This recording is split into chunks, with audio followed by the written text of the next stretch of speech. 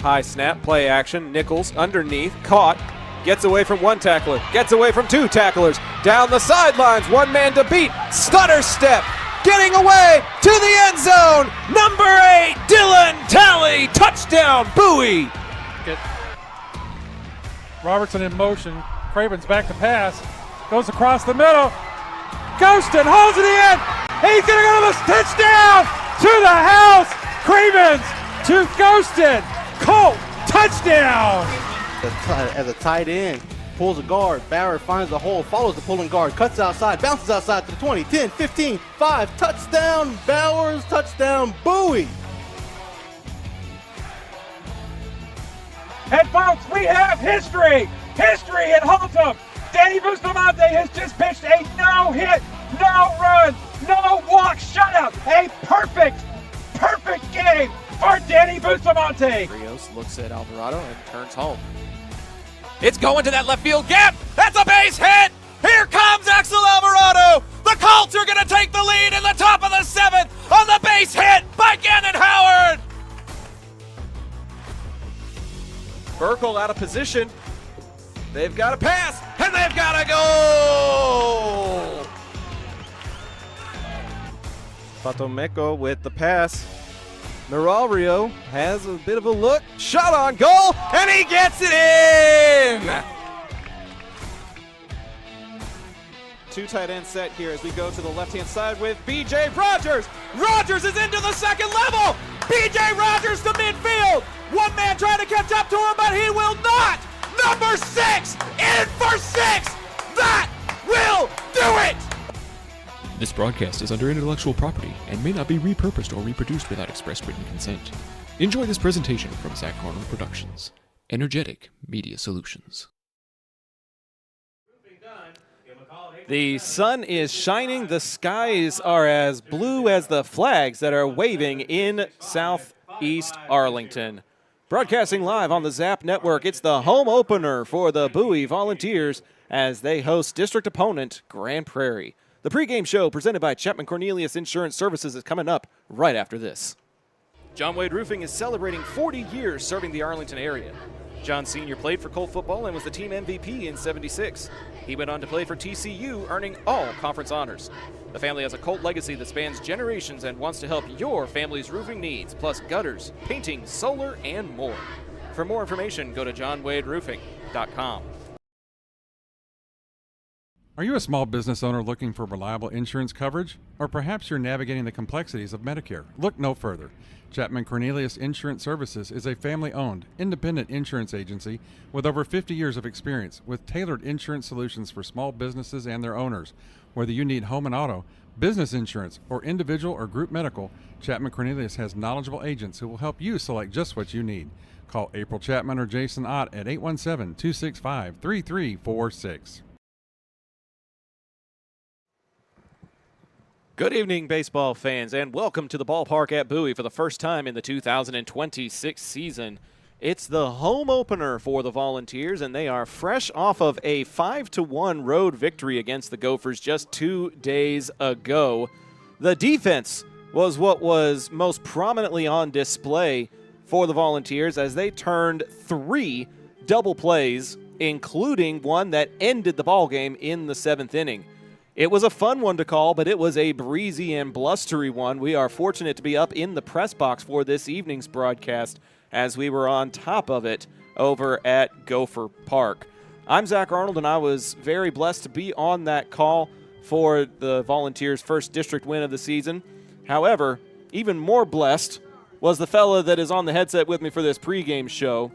I am so mad at you and so jealous. I ran the statistics. The odds of the perfect game that you called 2 days ago for the Arlington Colts is just astronomically impossible, and yet somehow you were a part of that history. It was amazing to watch it unfold as we were going pitch by pitch, inning by inning. This is Pops, by the way, on the headset with you at Bowie Baseball tonight, but Tuesday night we made history last year with a perfect game in the first district matchup between Arlington and Haltom. And then literally exactly a year later. 1 year to the day. We were there again because of the rains in Arlington. It washed out Colt Field. We went to Haltom when their turf field. And Danny Bustamante was on the mound again. And he pitched himself another perfect game. It was just amazing.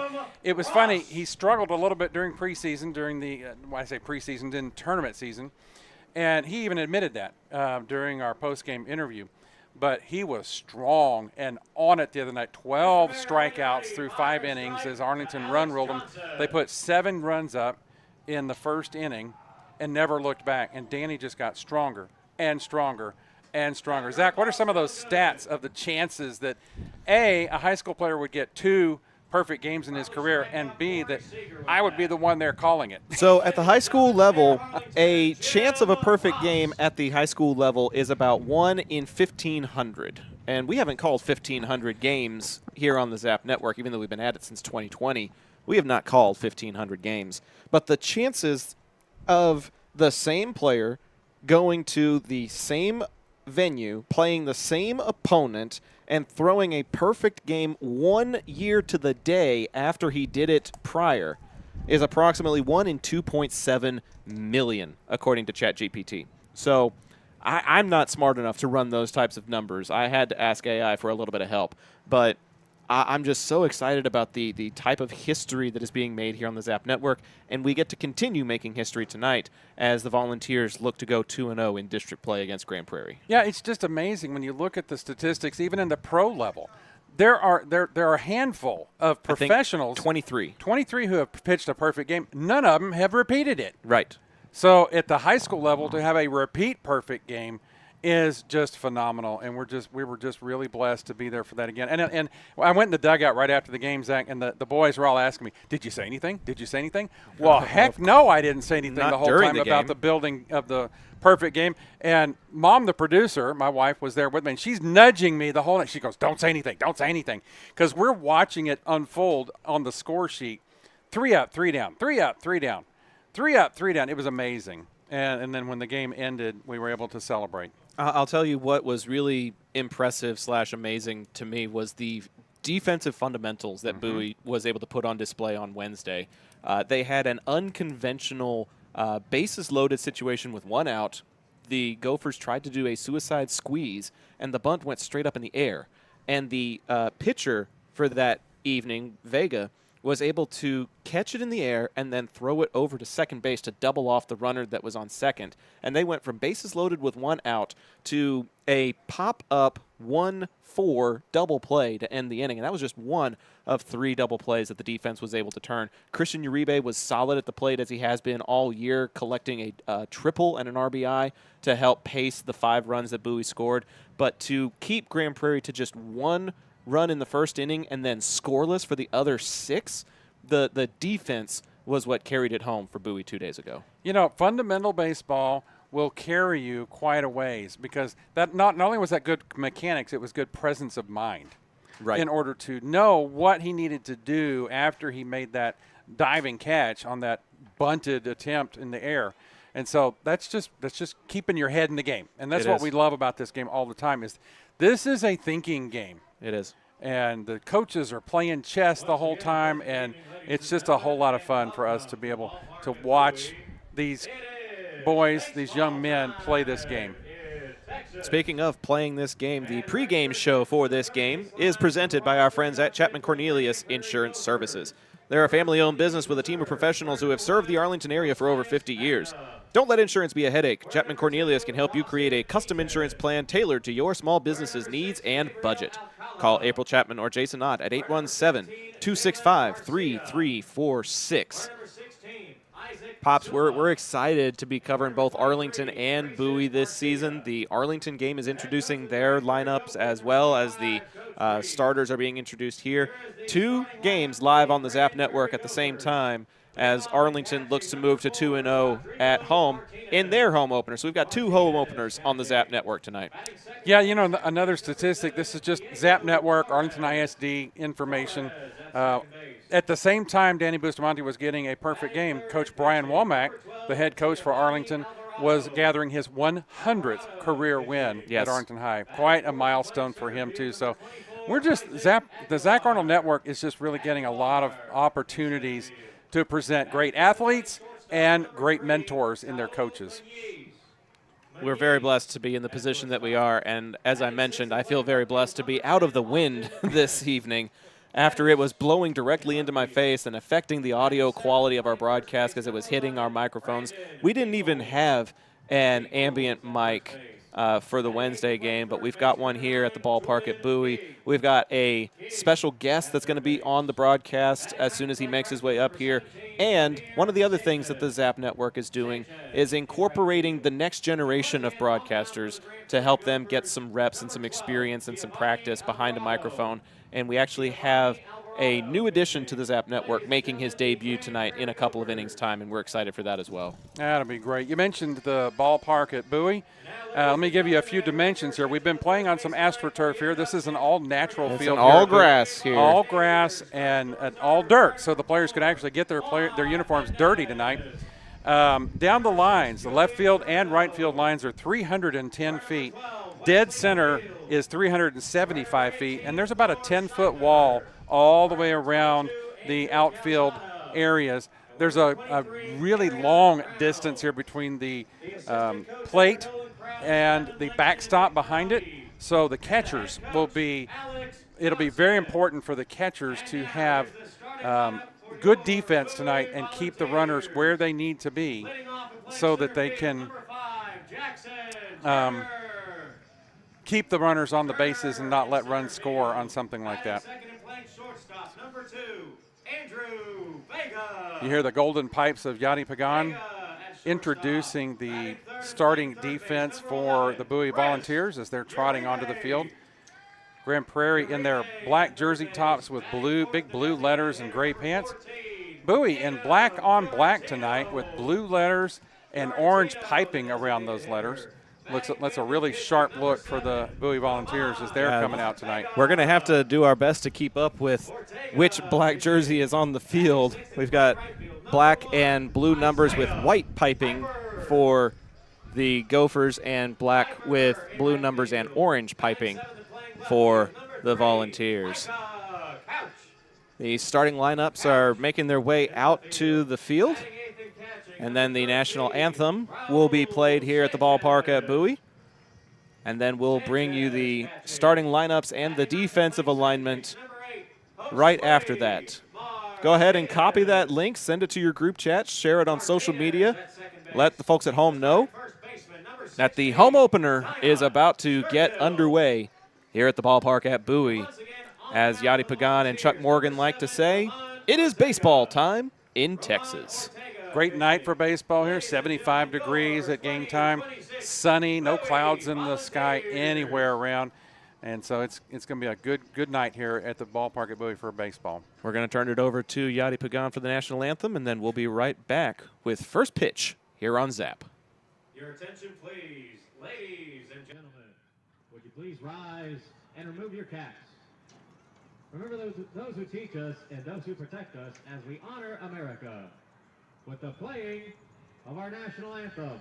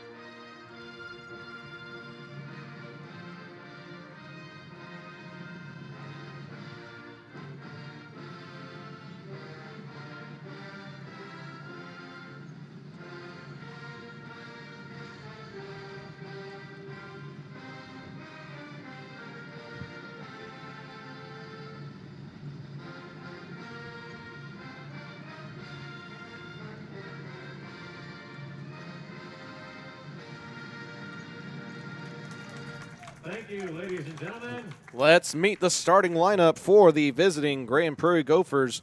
0-1 in District 8-6A, but it's still a very young district season. Leading off and catching, it's number 4, Rodrigo Martinez. Batting second and playing second base, it's Diego Torres. Giovanni Alvarado is going to bat for himself and get the start on the mound in the 3-hole.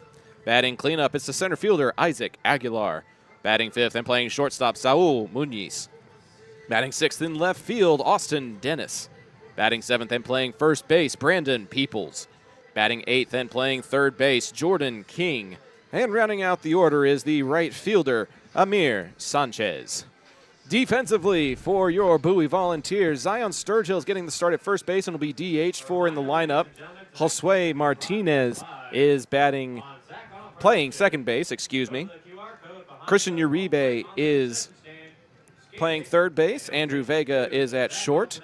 Micah Couch is in left field. Jackson Turner is in center field. Isaiah Piper is in right field. Behind the plate, Raul Sanchez.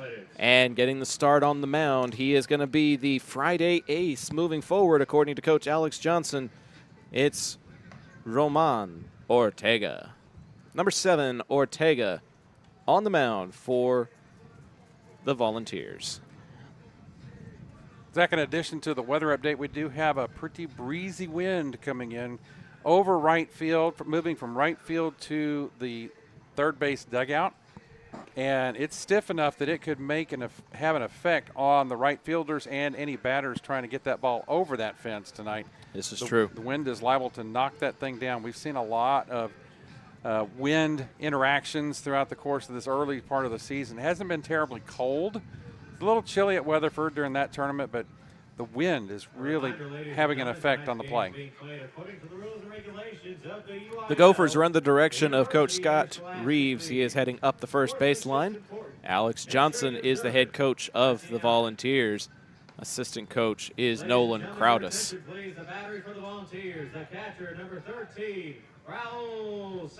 Sun setting behind the campus here at Bowie High, just to our right. And number 4, the catcher, Rodrigo Martinez, getting ready to lead things off. As we get ready for the first pitch, fans, a reminder that the first pitch is presented by our friends at Modern West. As we open up this game, open up your home to new possibilities with Modern West windows and doors.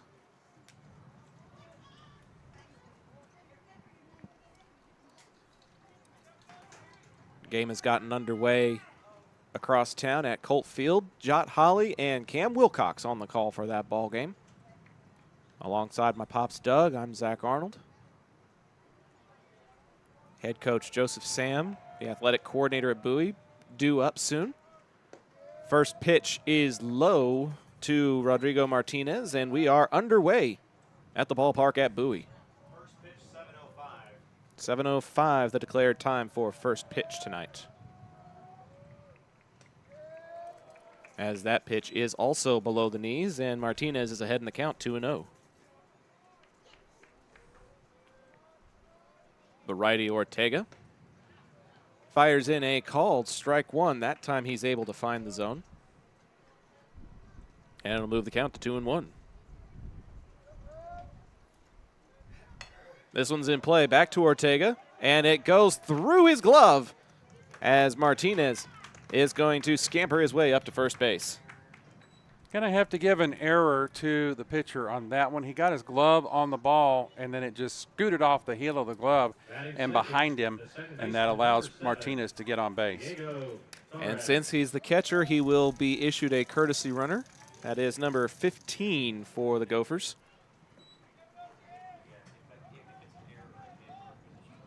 Number 15. Number 15 is going to be Jalen Garcia. Garcia now running at first base for the Gophers. Bunt is squared up for and pulled back as number 7, Diego Torres, takes a look at ball one low. Sturgill now covering the first base bag, which means Christian Uribe will have to shadow up the third baseline to try and see if they can get the play at second. Bunt again, in the air, and this is clean. Uribe is going to bobble it, and I don't know. I want to give him a bunt single on that because it's such a tough play. He got a hand. Uribe got a hand on the ball. But if he gets a hand on it, even if you're trying to barehand it, I don't know. That's really tough. That's a bang-bang play, but I'm going to yield to the consensus here, and we'll say it's an E5. But that's not a conventional play that you make every single day, and it didn't come right to him. So even if it bobbles in and out of your hand, there's other factors to account for. This is going to be a called strike to Giovanni Alvarado. He squared up for a bunt as well.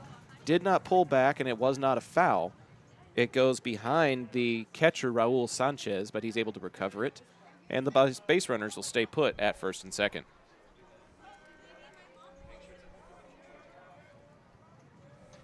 Ortega glances at second. This one's way up in the air and will go into foul territory for strike 2. And now trying to bunt again on that one, Zach. And yeah. That one really took off behind him and over the fence. And now Alvarado's going to have to pull back and actually swing away. You don't want to bunt with 2 strikes. Coach Reeves trying to get the small ball enacted here tonight, move those runners along. This one's in play, and that's going to be a base hit. Everybody's safe. That's just a clean piece of contact to the gap in the infield. And the bases are loaded for the Gophers after the infield single by Alvarado.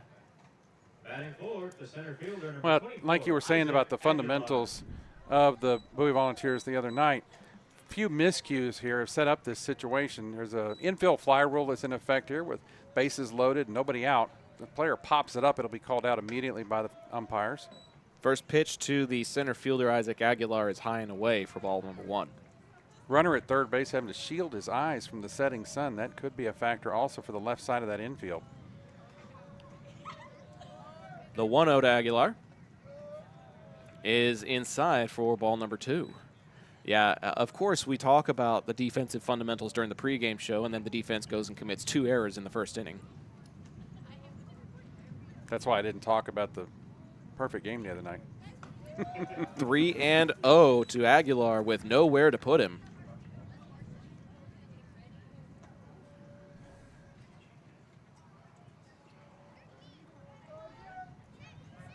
Now he's going to square up to bunt. He has to throw a strike. And the first run of the game will be walked in by Ortega as Aguilar draws the free pass and Martinez's courtesy runner, Garcia will come in to score.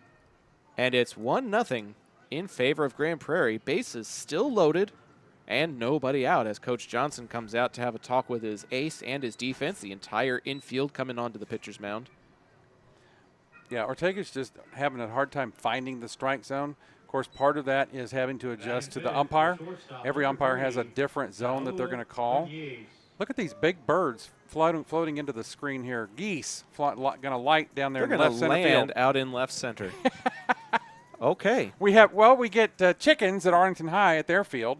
We get geese here at the ballpark. Now we get geese at the ballpark at Bowie, and we're going to play on. What happens if a ball hits a goose, Yachty? Strike 1 is issued to Saul Muniz. Are they part of the field? Is it a dead ball? Oh, of course. Why not? The seagulls from Finding Nemo. As that one is a ball away to Muniz. I feel bad for Micah Couch and Jackson Turner. If the ball is hit to the gap and you have to chase after that ball, it'll come across as a sign of aggression that you're charging the geese, and they don't back down. They might charge back. They'll go after you, yeah, as ball 2, curveball, goes on the inside there. And this is a teachable moment from the field umpire to try to help Ortega prevent a balk situation. Mm-hmm. He says that's exactly what he's doing. This is a coachable moment, teachable moment. And you know what? I respect that, actually coming up and giving the correction before issuing a balk call. I appreciate that a lot. We saw several balks called during tournament action. That's just part of it sometimes. Mm-hmm.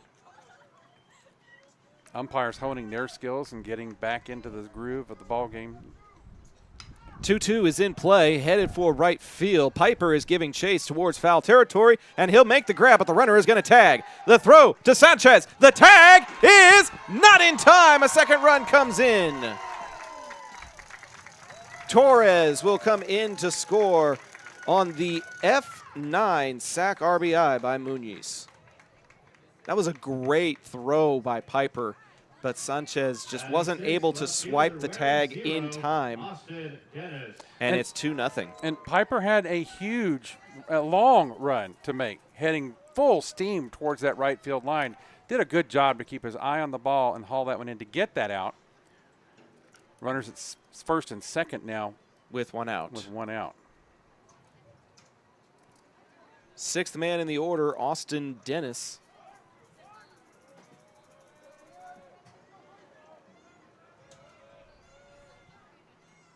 We'll put this in play. It's headed to the gap. Uribe on his horse. The fire over to first is in time for the 5-3. Runners move along on that play. So now runners at second and third, but 2 outs on the board. Just focus on the man at the plate, which is the first baseman, Brandon Peoples.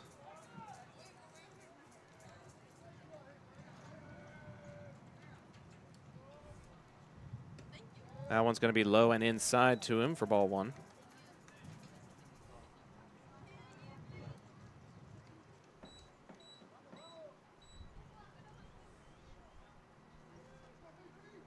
Ortega turns and fires.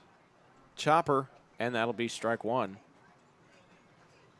Cursive Vols inscripted behind home plate here. A pretty deep backstop, one of the deepest in this Arlington ISD, I would dare say. Probably about the same measurements as Lamar.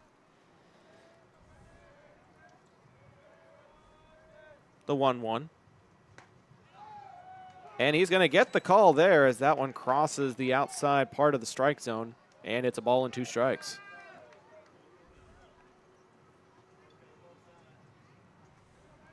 Ortega, the 1-2 home. Slider too low and inside, and the deuces are wild. 2 balls, 2 strikes, 2 outs, 2 men on.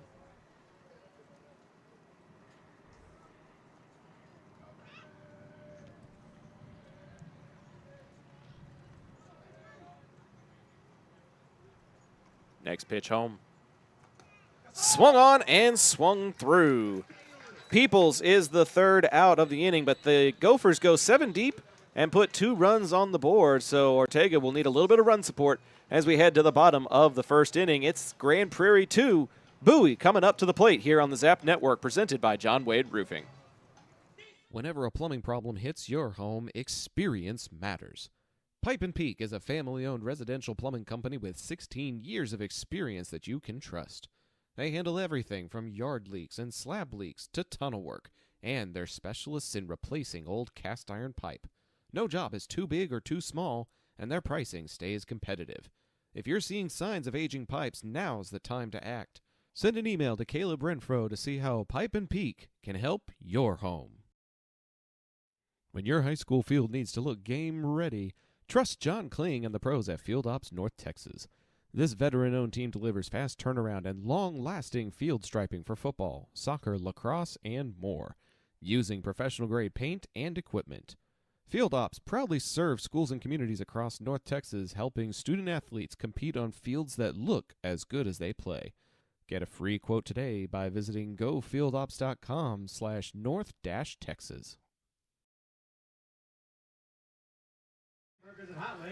Welcome to the bottom of the 1st inning. We're going to go through the Bowie lineup real quick and then introduce a special guest. Leading off and playing center field, Jackson Turner. Batting second and playing shortstop, Andrew Vega. Batting third and playing third, Christian Uribe. Adam Fiorentino is the DH in the cleanup spot. Batting 4, Zion Sturgill. Batting 5th and pitching, it's Roman Ortega. Isaiah Piper is batting 6th in right. Micah Couch is batting 7th in left. Raul Sanchez will catch and bat in the 8th hole. And Josue Martinez will round out the order for the Bowie Volunteers as they find themselves trailing 2-0 here in the bottom of the 1st inning. And we find ourselves with a special guest for the next few minutes. It's the athletic coordinator and head football coach, and making his first trip to the top of the press box, he says, Coach Joseph Sam. Coach, it's been such a pleasure and a fun time being able to call the football games, but it's great to actually get to talk to you and do it during a baseball game. Hey, well, you know, one of the things that a lot of people don't know is that baseball is a passion of mine, and I was blessed enough to be able to play it at the next level. So I definitely like watching our baseball team perform and all of our sports perform. Being an athletic coordinator, I just get paid to be a fan. So that's the great thing. You get to go to every event and be a part of every piece of the action. That's a pretty sweet gig. First pitch to Jackson Turner is going to come from Giovanni Alvarado. And what happened here? Stoppage of play? Another coachable moment out there on the mound from the first base umpire, looks like. Defensively, Peoples is at first, Torres at second, King at third, Muniz is at short. I didn't write down who's in left. That's Dennis out there in left, as this one is up in the air and out of play. Aguilar is in center, Sanchez is in right, and Martinez is catching for Giovanni Alvarado today. And there's two geese out in center field with the defensive assist possibly as well. Coach, let's talk a little bit about your baseball career for a moment here. I believe you played one state over. Is that correct? Yes, sir. I played in the state of Louisiana at Grambling State University, and I was recruited as a middle infielder and played pretty much every position but pitch in my time there. A utility player. Yes, sir. What was your favorite one to play? Second base, shortstop, just because that's where all the action is. A lot of pressure, though, for those young men when they're playing those spots. You got to turn the double plays correctly. You got to have your fundamentals down, and there's a little bit of leadership expected from those two middle infielders too, I would think. Yeah, it's a position where you got to be locked in. Outside of the catcher, I think those two guys are kind of the quarterbacks of the defense in baseball, because you're kind of communicating situations and what to do when certain situations arise. So. That's kind of the game within the game that a lot of people don't know about with baseball. Oh, there's a ton of extra mental bandwidth that has to come into play to make sure you understand the strategy and what's at play, as this one is in play to the third baseman. King will fire across the diamond and make it in time to Peoples to retire Jackson Turner for the 5-3. Coach, do you have a favorite memory or a particular game that you played at Grambling that stands out to you above any others? Shoot. I would say probably the best one would be when we were playing at Texas Southern, and it's my freshman. Well, shoot, I've had a lot, but one that comes to my mind is, I want to say it was either my junior or senior year. We're playing at Kessler Park, which is the home of Texas Southern, and I was able to not only gun a guy out from right field out at the plate, but I also had the game-winning hit in that game as well. So it's kind of one of those situations where you were able to help the team both ways. Yeah, being able to do things defensively and offensively takes a lot of reps, a lot of practice. Do you remember what your practice and your workout routine was in order to get ready for those games? Well, during the season, obviously you get to sleep in a little bit, but obviously class if you have it, because most games didn't start till about 4 or 5 o'clock. So you got class. Usually after class, I would take a nap. Man, that's a life right there. I'd take a nap, then go to the cafeteria, grab something to eat. Usually went to the field usually 3 or 4 hours before the game. Kind of got in a little groove. Got some swings in before we kind of did BP. And so, kind of the pregame route. And then from there, just kind of the pregame routine of, in and out, BP, formal BP, in and out, and then, getting ready for the game. Uribe putting this one in play. It's a tough play on the hop to the shortstop, and the throw is not going to be in time as it comes in and out of the glove of Peoples. The throw was on time by Muniz, but Peoples bobbled it at first. I'm inclined to go an E3 on the fielder trying to receive that one, and that'll extend the inning for a little bit, at least one more at-bat. So what took you from the baseball diamond to being a football coach. Can you talk a little bit about that journey going from one sport to the other? Yeah, so I played 4 sports in high school. I was football, baseball, played basketball, and ran track. And so, you know, the 2 sports I was recruited in were football and baseball coming out. And, that one's a backhander. That's a clean base hit. And that'll put 2 on as the DH connects. So you played both sports at Grambling? So I was – You were recruited for I was recruited for both, but ended up playing baseball. Okay. And so, you know, I just thought I was going to the MLB. I'm not going to lie to you. After my freshman year, I thought I was going to the league, and, you know, God had other plans where it didn't work out for me. But, you know, I definitely enjoyed my time, and, you know, a lot of life lessons were learned in both sports. And, you know, football was always my number one passion. It's just, you know, I was blessed to be better at baseball than I was at football, which sometimes it works out that way. And now taking a look at Bowie High School athletics, which you now get to oversee. Baseball made it to the postseason last year. Yes, sir. Football is back-to-back district champions. Men's and women's basketball just recently made it to the postseason. Yes, sir. Can you talk a little bit about the athletic culture that is taking place at Bowie High School right now?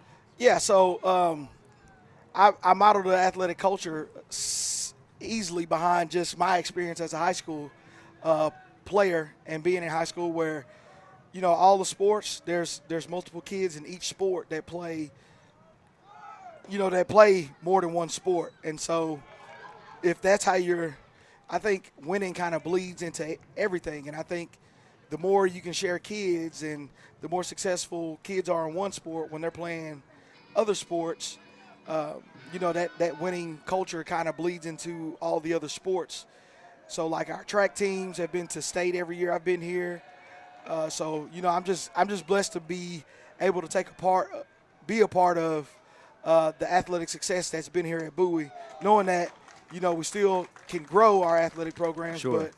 but giving our kids the best experiences possible, and also growing coaches as well to make sure kids can have those great experiences. Well, you mentioned growing in coaches, and I think that's an appropriate segue that you've actually had to say goodbye to a couple of coaches recently as they take on head coaching positions themselves. Yes, sir. How does that make you feel? I imagine there's a little bit of mixed emotions in you know, being frustrated having to say goodbye to people that you've built strong relationships with, but also maybe a little bit of pride as they go and take on head coaching jobs somewhere else. Yeah, it's just the nature of the business. And, you know, the great thing is that every head coach I've worked for encouraged me to grow and gave me the tools necessary to help me grow in my career to the point that it is now. And so, you know, me as a head coach, I just feel like it's important to give back to your staff and kind of give them those keys to success when it comes to, you know, putting them in positions to where they get more responsibility of a head coach, giving them, you know, put them in positions to where they have to lead, switching up their responsibilities, you know, outside of just the coaching realm to where, you know, it makes them a little bit uncomfortable, but you can't grow in comfort. And so, you know, with having 2 head coaches, 2 guys become head coaches this cycle, you know, it's a great thing that, you know, people around the state are taking notice of what you're doing as a coach, because, you know, they don't try to go get head coaches from bad programs. Ortega's able to put that one in play, but King gets it to Peoples for the 5-3 putout, and in spite of the couple of stolen bases, Bowie is left scoreless at the end of the first. Coach, can you stick around for 3 more outs? I can stick around as long as you need me to. Okay, well, we'll be back with a little bit more from Coach Sam in the second inning, but first we got to say hello to a couple of our sponsors. We'll be right back for the second inning here on the Zap Network after this. John Wade Roofing has been serving the Arlington area since 1982, but the Wade legacy runs much deeper in the city of Arlington. A pioneer family that has had roots going back decades, John Wade and Company saw relatives attend the Cooper Street Arlington High campus and has had members play in Colt athletics for decades, and they're looking forward to serving this community for decades to come. Find out more at johnwaderoofing.com. Navigating Medicare options isn't easy. Hi, I'm Patsy Arnold, and when the time came to navigate my options, I went to Chapman Cornelius. They helped me find the best plan for my needs, quoted me life insurance options, and guided me in making my decisions every step of the way. They want to do the same for you, so give them a call at 817-265-3346 or visit chapman-cornelius.com. To the top of the second inning we go here at the ballpark at Bowie. It'll be the 8-9-1 spots in the Grand Prairie lineup. Jordan King, Amir Sanchez, and then the top of the order, Rodrigo Martinez in the hole. I'm Zach Arnold, and I'm joined by the head football coach, Joseph Sam, as we take a look at the outlook of Bowie athletics right now. Coach, we're in the heart of realignment season. This will be the final season that Arlington ISD schools are a part of District 8-6A. Getting ready to move to 3-6A with a little bit more travel involved, going over an hour to places like Weatherford and Granbury. How does that affect your team's preparations for games to account for that type of a commute? For us, it's honestly not going to affect us too much because, for every year I've been here, I've made sure that our kids have to go on some kind of road trip during the season, and it was to prepare not only for you being aligned in a district where you're gonna have to do a little bit further travel, and plus it's to prepare kids also for the playoffs. Right. Because if you plan on we talk about playing 16 weeks in our program, and if that's something we really want to do, obviously you're going to be doing some traveling. So it just helps prepare the kids for those 16 weeks. In our 3 non-district games, we got a couple games we got to make drives to. So, it kind of worked out to where, we have a long road trip, 2 weeks prior to district starting. So Right. That was a leadoff single to right field by Jordan King, and it'll take us to Amir Sanchez. Are there any opportunities, any venues, any opponents that you're going to miss? There's been a lot of familiarity built with schools like Haltom, Grand Prairie, South Grand Prairie over the years. Mm-hmm. Is there a particular venue? Is there a particular district rivalry that you might kind of miss having to have year after year?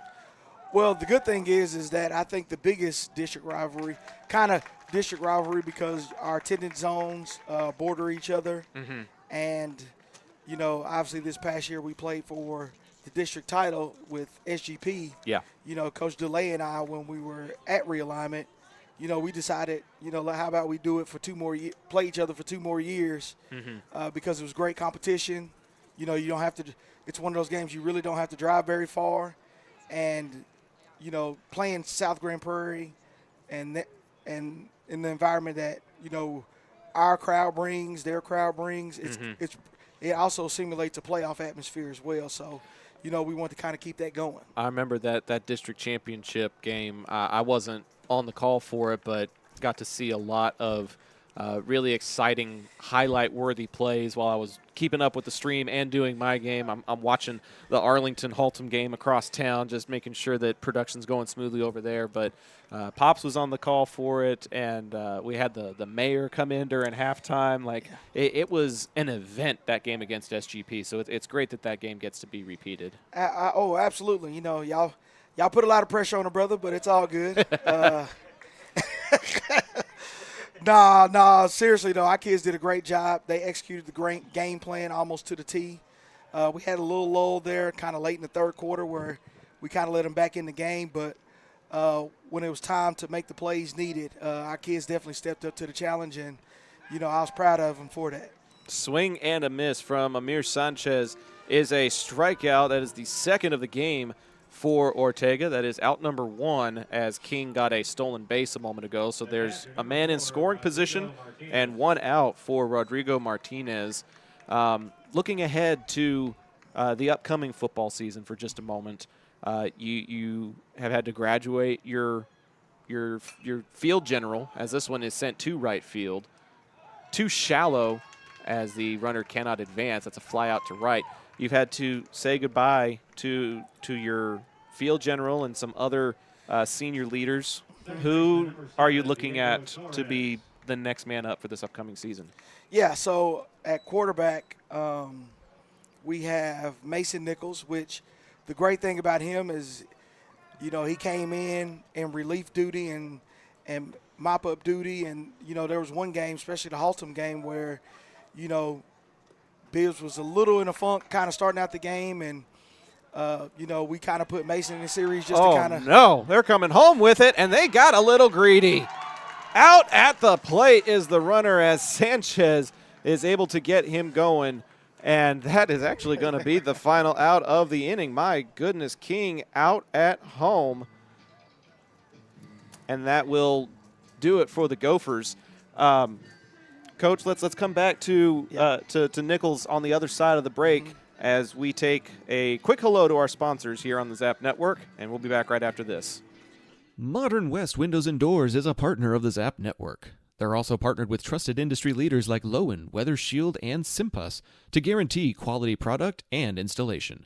Whether you're searching for new concepts for your entryway, living room, dining room, bedroom, or even a workshop, Modern West has the solutions you're looking for. Visit the showroom at 1211 6th Avenue in Fort Worth or visit modernwestwindows.com.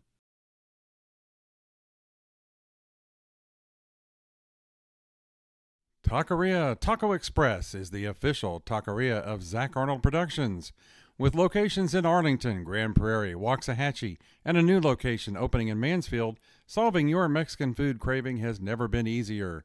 Visit them on Taco Tuesdays for their special 5 tacos and a large agua fresca for just $10. Find out more by visiting taqueriatacoexpress.com.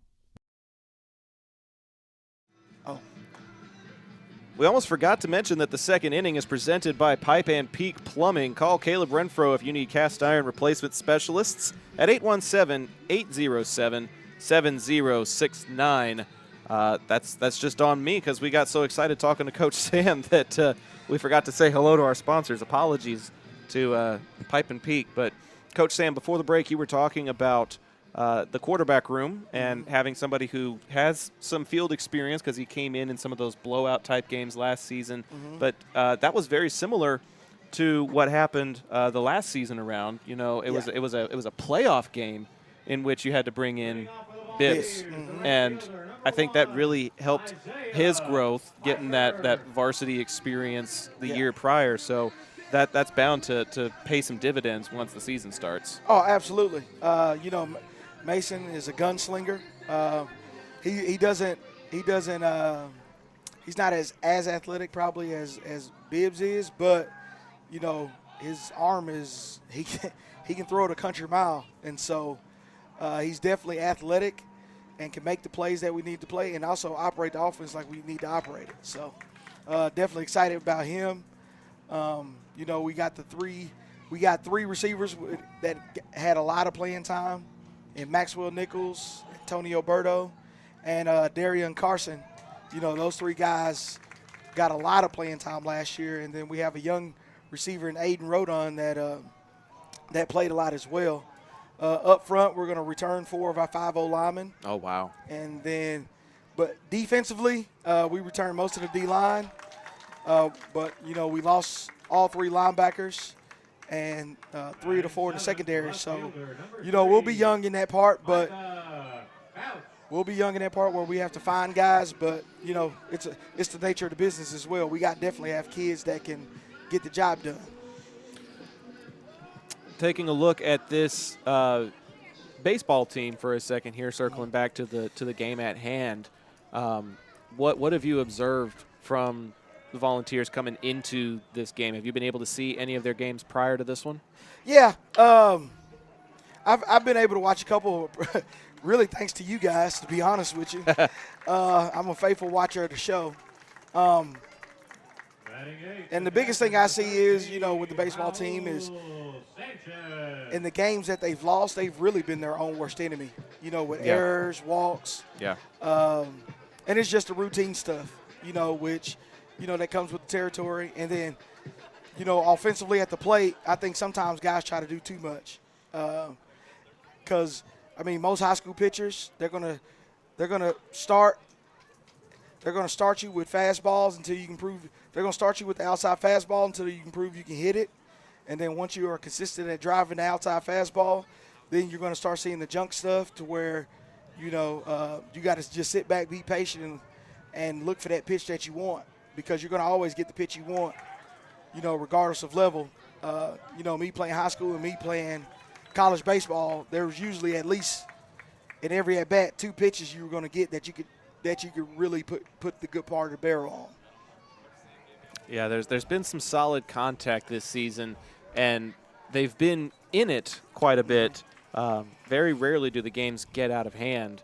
So I think just the competitive nature of this team is one thing that has really excited me. If you were to give them one piece of advice, if you were in Coach Johnson's space, what would be the thing that you would try to encourage them with? I think what they need to do is an E4 to put Sanchez aboard.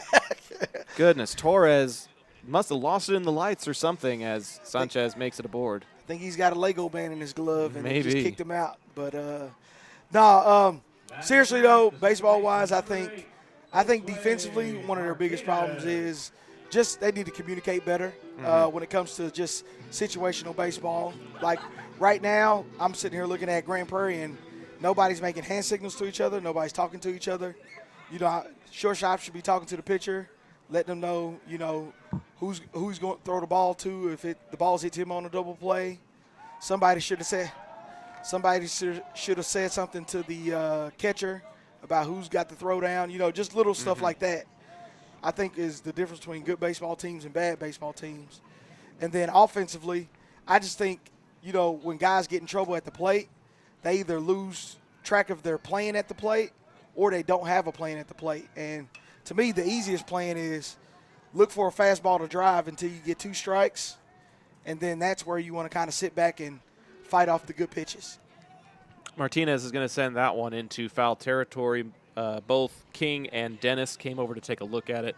Nothing in 1 to count here. I know you have a lot on your plate, Coach, but have you ever thought of just being like a dugout presence at any of the baseball or softball games, just to be out there on the diamond again?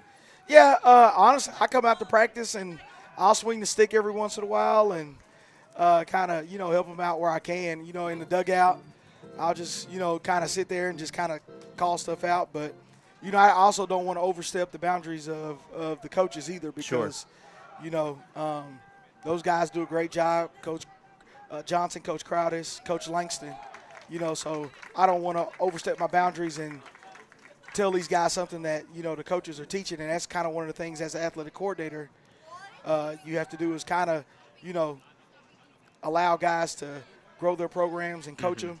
You're just there to kind of be a help along the way.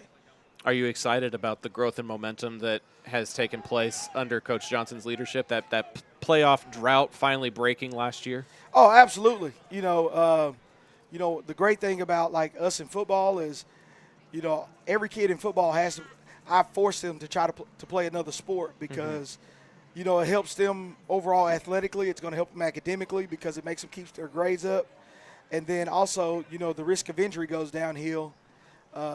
Multiple studies have shown, the benefits of playing multiple sports outweigh the risk of them. And so I'm just glad that, all the coaches here at Bowie High School, male and female, we do a really, really good job of sharing athletes. Yeah, didn't Bibbs play on the basketball team as well? Yes, sir. So Bibbs was on the basketball team. Our 4x1 is made up of 4 football players. Okay. Caleb Pfeiffer, who's an all-district safety. Yeah, he has the 6th fastest time in the state of Texas in the 110 hurdles. Wow. So, it's just little stuff like that, I think, that kind of helps build the culture. That fly out to 6 will end the inning and unfortunately end our time with Coach Joseph Sam. Coach, thank you so much for taking the time out of your busy administrative schedule to join us for a little bit here on the Zap Network. Always a pleasure. Oh, no, I appreciate you guys for inviting me on. And like always, I appreciate y'all for highlighting not only our program football-wise, but all programs. Well, we're very excited to do it and excited to be introducing a new voice on the broadcast. Making his debut is a UTA student intern, Alex Courson, when we come back here on the Zap Network. John Wade Roofing is celebrating 40 years serving the Arlington area. John Sr. played for Colt football and was the team MVP in '76. He went on to play for TCU, earning all conference honors. The family has a Colt legacy that spans generations and wants to help your family's roofing needs, plus gutters, painting, solar, and more. For more information, go to johnwaderoofing.com. Field Ops North Texas is the trusted name in athletic field marketing for schools, teams, leagues, and tournaments. They even do commercial landscaping. The better question is, what can't they do? With fast turnaround times and proven expertise, they make sure your grounds look unbeatable every time. Call 817-908-2194 to find out more.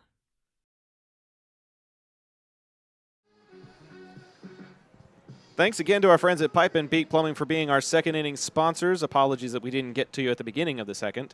But the third inning is presented by Field Ops. They do more than just field markings. They also do commercial landscaping. Call 817-908-2194 to find out more.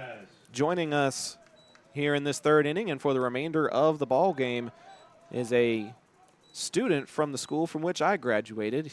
He's a broadcast major at UT Arlington, and we're excited to have him on to get some reps this baseball season. Alex Courson, welcome to the broadcast. I'm excited to be on. Thank you for having me. Tell the folks a little bit just about your journey leading up to this particular moment. You started with a different major before going to broadcasting, correct? Yes, I did. So I started off as a software engineering major going into college, and I just kind of figured out, it was a little bit too much sitting still for me, a little bit too little, stimulation on like the action. And so I think this sports broadcasting business really does give me that.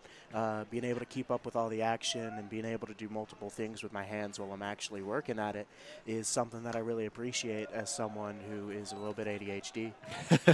You saw my ADHD on display during pregame. I had one thought going through my mind, and then I see somebody else, and another thought goes through my mind as this one goes up the middle to center field for Torres. You've been observing this ball game behind the scenes, been up here in the press box with us, watching my pops and I do the pregame show, listening to me trying to multitask with Coach Sam on the broadcast for the last couple of innings. What have been your observations on this particular game so far? I think starting off, it was a little bit rougher for Bowie on some of the pitching early on, and I do think there were a few balls slipping through gloves earlier on in the game, but I think it is getting a little bit steadier as we move into the later game, and hopefully they'll be able to stabilize a little bit more going into the rest of the innings, because if the gloves aren't staying sturdy out on the field, it's going to be a little bit difficult to keep everything moving defensively. Yeah, it will be. Alvarado got a single to the infield that went towards the shortstop Vega during his last appearance. He's got a 1-0 count here with a man aboard and two geese out in right field. They started in left center, and they moved all the way over to the right field line. We've had chickens make their appearance during rivalry games over at Arlington High, but I don't think I've ever seen geese make an appearance on the baseball field before. A very majestic landing earlier as the runner is now going. Sanchez with a throw down to second that will not be in time. So that'll be a clean steal Slid right past him for Diego Torres. And the count will show 1-1. Alex, what is something that you hope to achieve during your time here on this network and during your time at UTA? What's something that you want to do before you graduate? I'd really just like to, grow my performance as someone who is out announcing the games, just grow my ability to pick up on all the tasks that we're doing out here. It's really helpful being able to see all of the behind the scenes, being able to get my hands busy and try to keep up with all the calling. Mm-hmm. Doing multiple sports can get kind of difficult with keeping everything straight in your brain. So I think the experience is really, really helpful, making sure that I'm actually keeping up with everything all at once. Speaking of keeping up with everything, Alvarado is kept up with on the 6-3 put-out. Vega over to Sturgill, but that does move the runner to third with just one out for Isaac Aguilar. It's currently 2-0. Bowie trying to prevent it from being 3-0. One thing that Coach Johnson told me on Wednesday coming into this series was that Grand Prairie is a scrappy team. They never go away. They're always in it. They're always fighting. They're always a part of it. And right now, they're kind of controlling the pace of play with some pretty solid pitching and getting runners into scoring position when they're up at the plate. Of course, yeah. I've seen quite a bit of that scrappiness in the hitting so far, and it looks like they're just really going for all the swings. One thing I've seen so far with Bowie is that they really like getting runners stealing out there, out on the bases. Almost a bit of a run down there as Sanchez decides to hold up on it rather than throw down to Uribe. This is a very deep backstop, and Sanchez is lucky that that carried back to him the way that it did, because if it bounces to the side or anything, that runner's coming in to score. 2 balls and a strike here with 1 out to Aguilar. He'll put that one in play to Uribe. It's going to carry him off of his glove. Vega, the throw, will not make it in time. That was a hot shot that bounced off of Uribe. Those gloves. It was a great effort by Vega. Yadi, what do you think? E5? E5. Another E5 that will plate a run as Aguilar makes it aboard. And that makes it a 3-0 Grand Prairie advantage. Yeah, that defensive error is going to start biting them in the butt as we keep on going back further into the innings in this game. Clean steal. As Muñiz had a sacrifice RBI his last time up. He was an out victim to right field, but still found a way to contribute to the run productivity here. I just love the announcer's jinx that comes into play, where during the pregame show, all I talked about was the double plays, the defense, the fundamentals, and then here we are with 3 fielding errors that have led to 3 opposing runs. Yeah, just straight away, that caster curse is always going to catch you. Swing and a miss there to bring it to 1-2 to Muñiz. But much like the players on the field, everybody's just got to have a short memory. You know, that's one thing that I've had to learn in all of our time here is, you know, there's growing experiences, there's moments that maybe you end up regretting, and you just have to let it go as you get ready for whatever the next play, whatever the next moment, whatever the next game is. Yeah, and these games are all about mentality, especially in a slow game like baseball. So you really just got to make sure that you have your mind right going into that next play that you're doing. It's never about anything but learning from the past. You don't want to be stuck on it, so you got to keep. Oh. Did Sturgill get that? He did. Home plate umpire says that Sturgill caught that in foul territory, and it's an FO3. That was over the fence. Of Saul Muñiz. Chased it out of our field of vision here on our broadcast camera, but all you can do, I mean, it was kind of out of our vantage point too. Sometimes all you have to do is just keep an eye on the umpire and see what he says, because he's the one that's got a better view than we do sometimes. I could just barely see it, and I saw his whole arm over the fence, and that was interesting to see. I wasn't quite sure if you could get that over there, but he did end up catching it. Tapper, and it's going to be a race to first base, and nobody's going to get there. That's an infield single. Just an excuse me swing by Austin Dennis. And it gets past Ortega. Sturgill goes to cover, and nobody makes it to first base.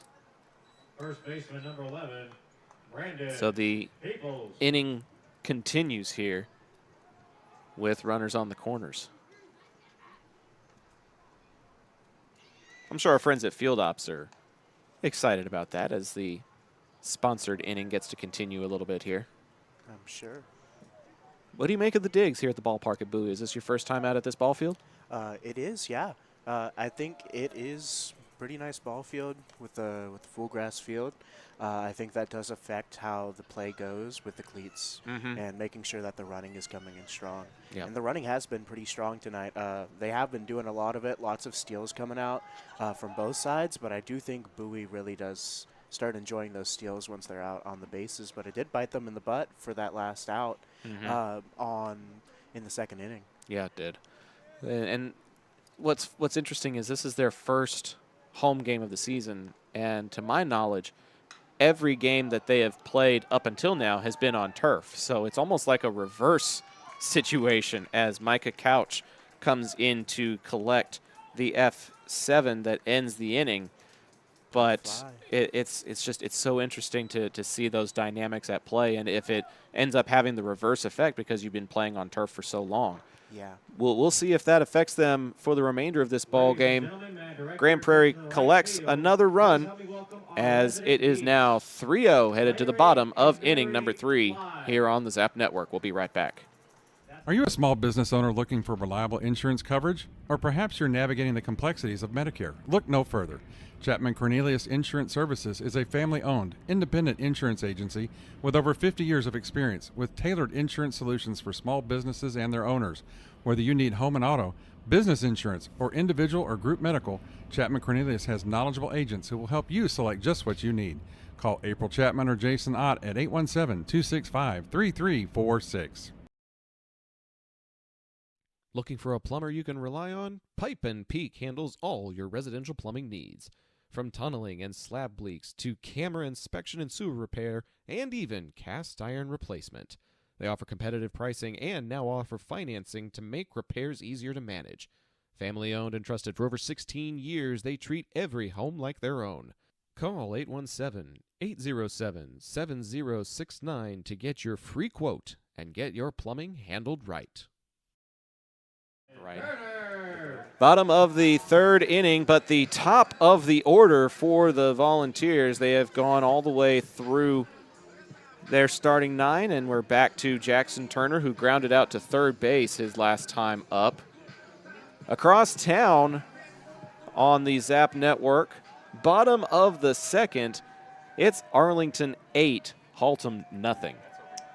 It's almost like a repeat of past events as Turner takes a look at ball number 1. They scored 7 in the first inning of Wednesday's ball game, so the Bats very much alive for Arlington. The Bats here tonight, Alex, they're still trying to wake up a little bit. Yeah, it's been a shaky start, and I think it's gonna take a little bit of just swinging more often and looking and watching those pitches, because those pitches have been strong for Grand Prairie so far. And that's a high foul. That'll get fouled out of play there, yeah. There's a concourse that we came in through that's backing up to the soccer and track complex here. It's technically a football field, but they don't play their football games here. So mostly soccer and track takes place here. The district fields. Those district complexes. The football team plays their home games at Choctaw Stadium, which is a very fun environment indeed. Yeah, those district stadiums are just so much bigger and better for the environment, and it shows how much Texas appreciates that high school football. Turner with a base knocked to left field as he collects a single to lead off the bottom of the third inning.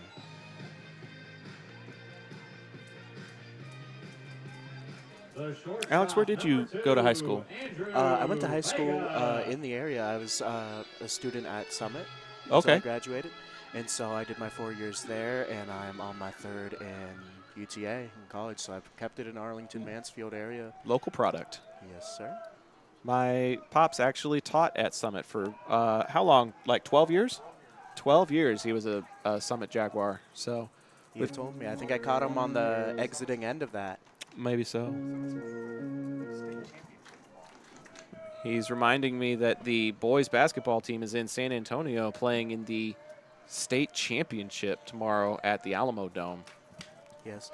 Summit's been pretty strong in the basketball for the last few years, I'd say. Ooh, they tried the check down over to first, and the pitcher, Alvarado, thought that he got the runner, but the field umpire says no dice. Basketball is something that we just started creeping our way into. We did our first few basketball broadcasts for the Volunteers this past fall, but it's something that we're looking forward to covering in the future. I look forward to helping out. Those basketball games are pretty fast. They're pretty very interesting. very There's fast-paced. always something to be saying about basketball, so. Yeah, you have to be a little more conversational in baseball, and I'm working on getting player fun fact forms for these young men. I have some for the Arlington Colts, but somebody across the room hasn't been pestering the players to fill out their forms like I asked him to. He got walk-up music the day of, so sometimes things are a little bit delayed in getting over to us. But we will have some information about these young men, such as their walk-up music, and now there's a rundown for Jackson Turner. 1, 3, 6, 1, and he's going to be tagged out. Just goes back to that stealing that they've been enjoying doing so much tonight, and it really has been a point of regret, I think, twice now. Trying to get a little bit, I wouldn't say greedy, but just trying to move people into scoring positions so that you put yourself in a better position to get on the board. And instead, it clears the bases instead of putting someone in scoring position. I think that needs to go back to a little bit of a stronger presence on the batting. Because to rely on strictly the steals and just those first base hits is not going to get you there and get you back into play. It's very true. An 0-2 here. In the air. Towards the Geese in right field. The Geese are in threat. And the catch. They're finally running off of that field. Catch is made. Somebody charged at them, and now they're a little hesitant to stay over there. A little uncharacteristic of the Geese. You know, normally you'd probably see them running back at you. Them and crocodiles are the two closest things to resemble dinosaurs, and yeah. I'm just not comfortable charging a dinosaur. No, not at all. I've seen my fair share of those geese being scary. Out on the lakes. When I was in high school, one of them charged at me for getting too close to the nest, and he got real low, stuck his neck out, wings flared out. It kind of looked like a Dilophosaurus from Jurassic Park, the way he like flared and then charged. Yeah, then they'll tell you when they're angry. Oh yes. And it looks like that may have been an angry swing from Christian Uribe as he's able to send that one past the shortstop into center field for a base hit. And that really is what they need, but I think they need a little bit more consistency in that batting so that they can keep it, keep runners getting on the bases. Consistency is something that they have been working on for quite a bit now. They were able to put up 20 runs against Waco High during tournament play, so this team is explosive at times, but so far it's been relatively quiet this evening. Yeah, and that consistency is something that every team has to put some work into, especially with roster changes coming. It is really just something that you got to make sure that you go back to your basics and your technique on. 0-1 here to Fiorentino. He got a single to left field and a stolen base his last time up. Uribe has reached safely twice now, continuing his on-base percentage streak. They'll check on him over at first base, and the field umpire says that he is back in time.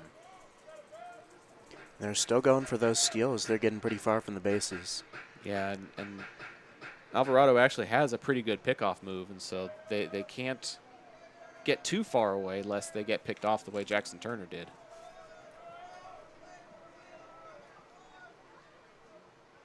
Uribe's going. Swing, chipped into the glove, and the throw is not in time. Just a little bit short.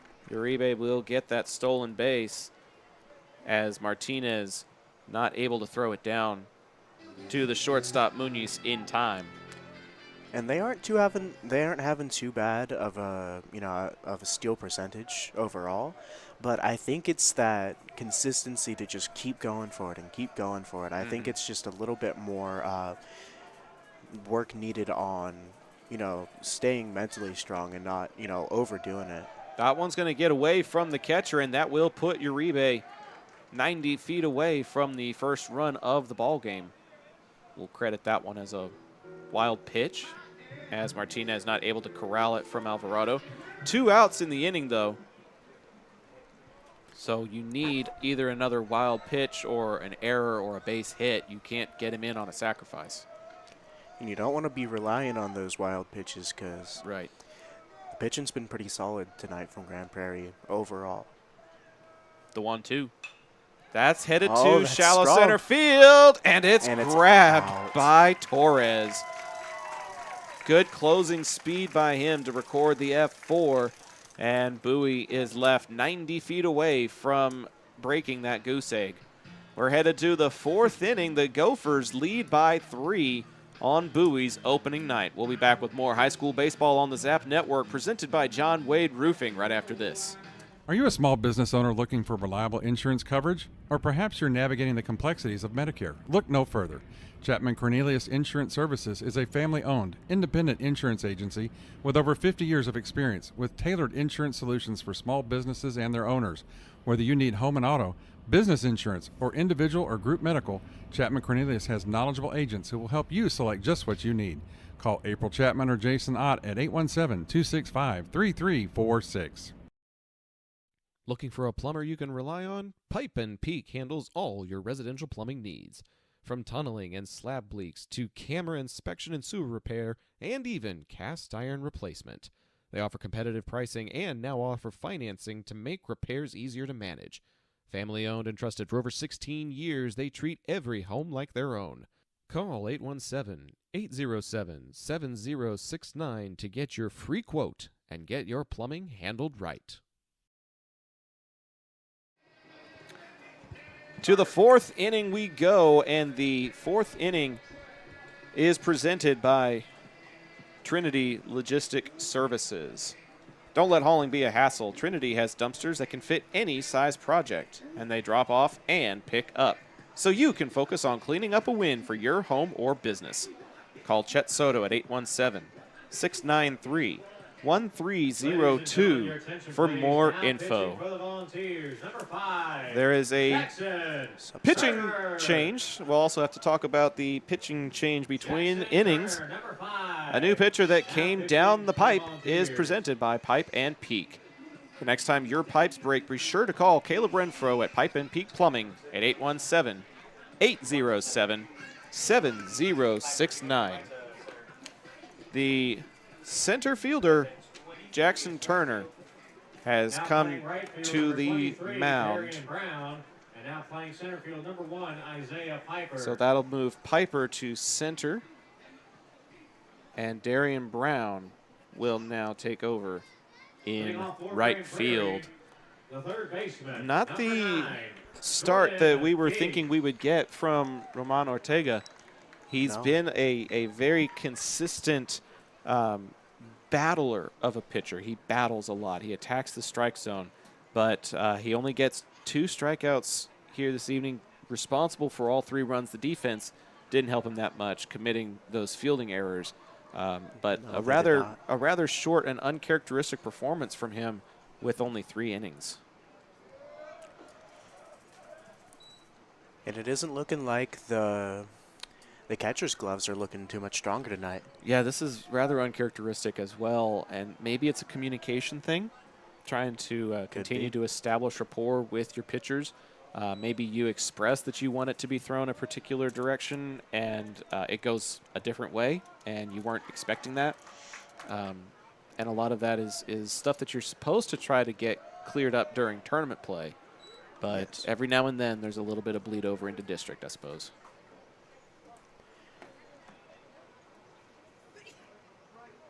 Turner with a 2-1.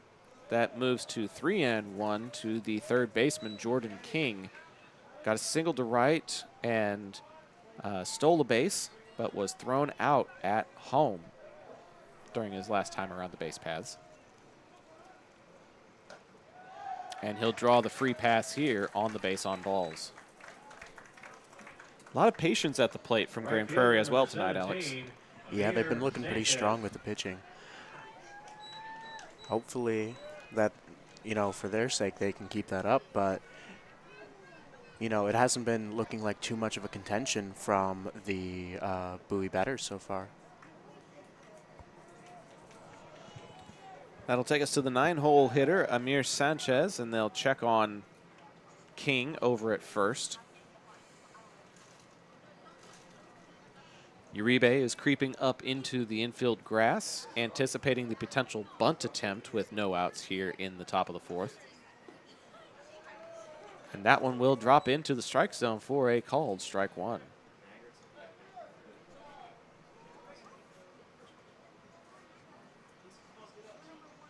Turner has played shortstop and center field for the Volunteers in this young part of the season. Now finds himself on the mound with the Volunteers trailing by 3. Bunt is squared up for. It's right to Uribe. He'll play it, throw it to Sturgill in time for the sacrifice bunt. And I just don't think that's something that they should continue to rely on. You know, going forward, I think the sacrifice bunts are something that you should, really more rely on to just get someone in for the scoring rather than getting them into position. It kind of depends on what the coach's philosophy is as well, because some coaches may recognize that their players don't have the strongest bats, and maybe they're flight of foot. And so sometimes the coach may make the executive decision to be like, hey, the bats are not sending it into the outfield right now. This may be our best bet at manufacturing a run. And so situational awareness is also one of those things to look at depending on the team, because I know some teams like Arlington, they've put up 10 runs in just 2 innings against Haltom across town, according to that scoreboard that we've got here on Zap. So they've got big bat energy going right now as Uribe fields that in fair territory, makes the throw to Sturgill, but the runner will advance. That is a 5-3 putout that will record out number 2. But Arlington clearly has some big bats going on right now. But a lot stronger. But with bats like Grand Prairie's, if they're not able to consistently put it out there like that, then sometimes maybe you have to change your approach, change your strategy to whatever you think may work best for you any given night. Of course. It didn't look like it was hitting too strong for Bowie in that case earlier, though. That is true. This is number 7, Torres.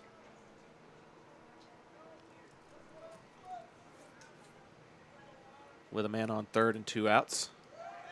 And it's quickly an 0-2 count here as Turner trying to prevent another run from coming across.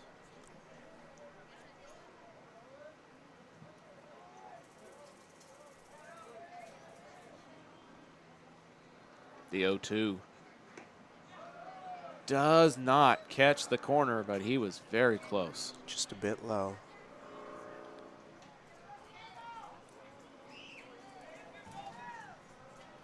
Torres got a single to center his last time up. And he has worked the count even to 2-2. A little bit low again on that one. Strike zone getting a little bit slippery. 2 balls, 2 strikes, 2 outs. Turner comes home. That's in play. Chopper to second base. Tough play, but it is made as Martinez gets it over to Sturgill, and that will end the inning. That'll take us to the 4th inning stretch, which is presented by Modern West. As we see how these final innings unfold, Modern West invites you to see the difference new windows can make in your home. Visit modernwestwindows.com to learn more about the sponsors of the ZAP 4th inning stretch. We'll be back right after this. When your high school field needs to look game ready, trust John Kling and the pros at Field Ops North Texas. This veteran-owned team delivers fast turnaround and long-lasting field striping for football, soccer, lacrosse, and more, using professional-grade paint and equipment. Field Ops proudly serves schools and communities across North Texas, helping student-athletes compete on fields that look as good as they play. Get a free quote today by visiting gofieldops.com/north-texas. Navigating Medicare options isn't easy. Hi, I'm Patsy Arnold, and when the time came to navigate my options, I went to Chapman Cornelius. They helped me find the best plan for my needs, quoted me life insurance options, and guided me in making my decisions every step of the way. They want to do the same for you, so give them a call at 817-265-3346 or visit chapman-cornelius.com. Welcome back to the ballpark at Bowie. Alongside Alex Courson, I'm Zach Arnold, bringing you the home opener for the Volunteers. And we're about halfway through this ball game, a little more than halfway. And right now, it's the errors that the Bowie defense has committed that's been the story of the game. And Alex, I don't know about you, but I'd like the story to be the bats waking up here in these later innings. I would too, to be completely honest. It's been looking a little bit shaky out there, and that's never something that you want to see on that first home game back from being away. Shows some sort of issue possibly with communication. So this will be Darian Brown in the spot that Roman Ortega was batting in the lineup. So this is number 23, Brown in the 5 spot, getting his first at-bat of the evening against Gio Alvarado. Let's hope it's strong. It's a pretty strong swing that gets fouled into the chain link fence here for strike number 1. One of the few ballparks, I believe Sam Houston is also like this, but it's one of the few ballparks that has a chain link backstop as opposed to netting. And you can definitely hear when it's being sent back because of the way that it rattles off of those chain links that are in front of us. It's pretty fun aesthetically. It's a little tough on our camera sometimes, but still fun nonetheless to be here at the ballpark at Bowie, as this one's a dribbler that's going to be a tough play to first, and they're going to say he's out. Just short of the base, too. Brown was charging up that baseline, trying to leg it out. Torres able to come up to it and flip it over to Peoples for out number 1. It's a respectable effort after, the lack of offense that we've seen so far tonight. Well, and it's his first plate appearance, too. Like, he's been on the bench up until he was out there defensively just a couple of moments ago.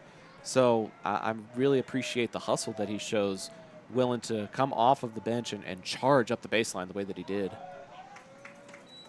Piper, now the center fielder after starting in right.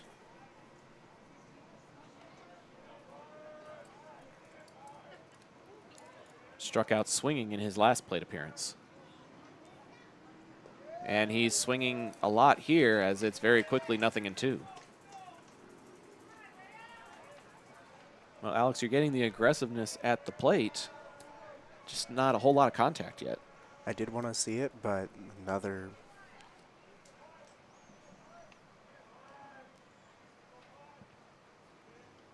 And that's going to go off of his helmet. Nailed him in the head. I heard that one from up here.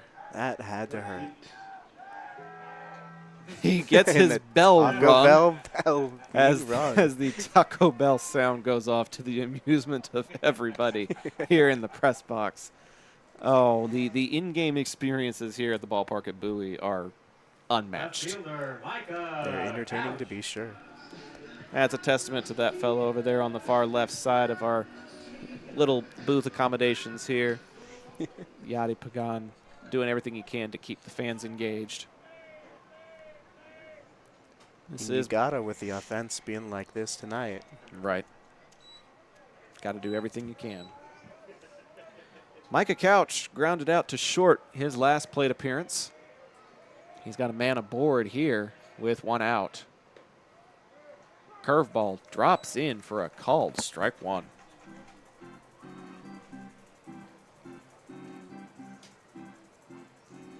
Fans, if you're joining us on YouTube, you can hit the subscribe button, wait a brief 10 minutes, and then you can join the chat. Let us know where you're tuning in from and who you're cheering for. We've had some people that were cheering for the opposing teams on these broadcasts recently, and whether you're watching the Gophers or watching the Volunteers, or you just happened to come across us while you were browsing YouTube, welcome to some Friday Night Baseball. Excited to have you along tonight. But if you join the chat, we'll try to give you a shout-out on the live stream tonight. Of course, always great to see the engagement. The 0-1, a bunt attempt, and this is a good one, as they're going to try to leg it out to third. The dive, he's play. Underneath it. He got it. A bunt attempt that gives 2 bases on 1 out. What a great, great piece of running there. After getting plunked in the head, Piper makes it 2 bases on Micah Couch's sacrifice. He has been a trooper. And now 2 away after the throw out. So Sanchez will need to collect a base knock here if Bowie wants to make it onto the scoreboard.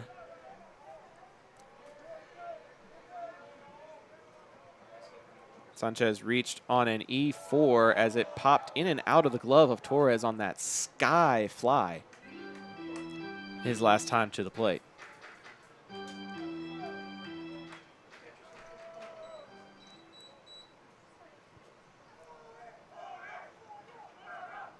At this point, I would take a wild pitch or a pass ball if it meant Piper gets to come in to score. This one's right back to the pitcher, and they're going to elect for the fielder's choice, and Piper is able to get away from 1 tag. Now he's trotting up the baseline. It's a rundown as the catcher throws it up to third base. Third base is trying to chase him down, and they will get him. That's going to be a 1-2-5 fielder's choice that ends the inning. A lot of excitement for a lot of nothing that keeps Bowie off the scoreboard as we go through 4 complete here in Southeast Arlington. We'll be back in just a little bit for the continuation of the home opener here at the ballpark at Bowie. This is high school baseball on the Zap Network, and it's presented by John Wade Roofing. Modern West Windows and Doors is a partner of the Zap Network. They're also partnered with trusted industry leaders like Lowen, Weather Shield, and Simpus to guarantee quality product and installation. Whether you're searching for new concepts for your entryway, living room, dining room, bedroom, or even a workshop, Modern West has the solutions you're looking for. Visit the showroom at 1211 6th Avenue in Fort Worth or visit modernwestwindows.com. Whenever a plumbing problem hits your home, experience matters. Pipe and Peak is a family-owned residential plumbing company with 16 years of experience that you can trust. They handle everything from yard leaks and slab leaks to tunnel work, and they're specialists in replacing old cast iron pipe. No job is too big or too small, and their pricing stays competitive. If you're seeing signs of aging pipes, now's the time to act.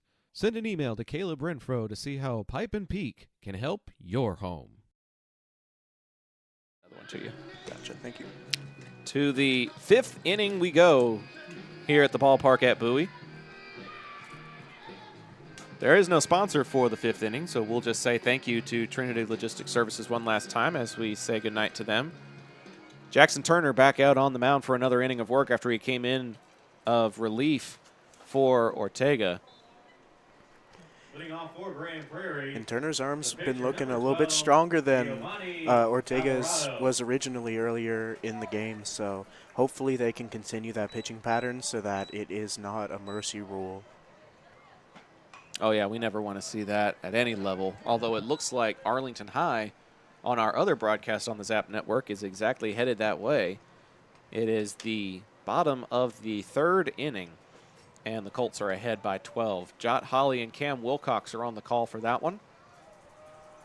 Pops the producer is running the scoreboard and commercials after hopping on for the pregame show, and UTA broadcasting major Alex Courson joining myself, Zach Arnold, for tonight's home opener for the Volunteers. And that one is laced to left field. And retreating to make the grab is the left fielder, Micah Couch, collecting out number 1. Glad to see less E4s every day of the week. Aguilar due up now after that fly out to 7. Aguilar reached on an E5 his last time up. And that one... That was a duck to avoid the ball. Yeah, that was a breaking pitch that almost broke the helmet.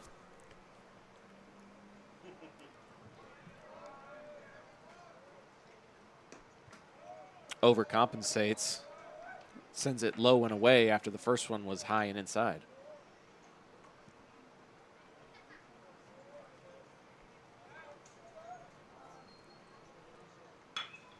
That one's in play. Piper swirling and collecting the grab for out number 2.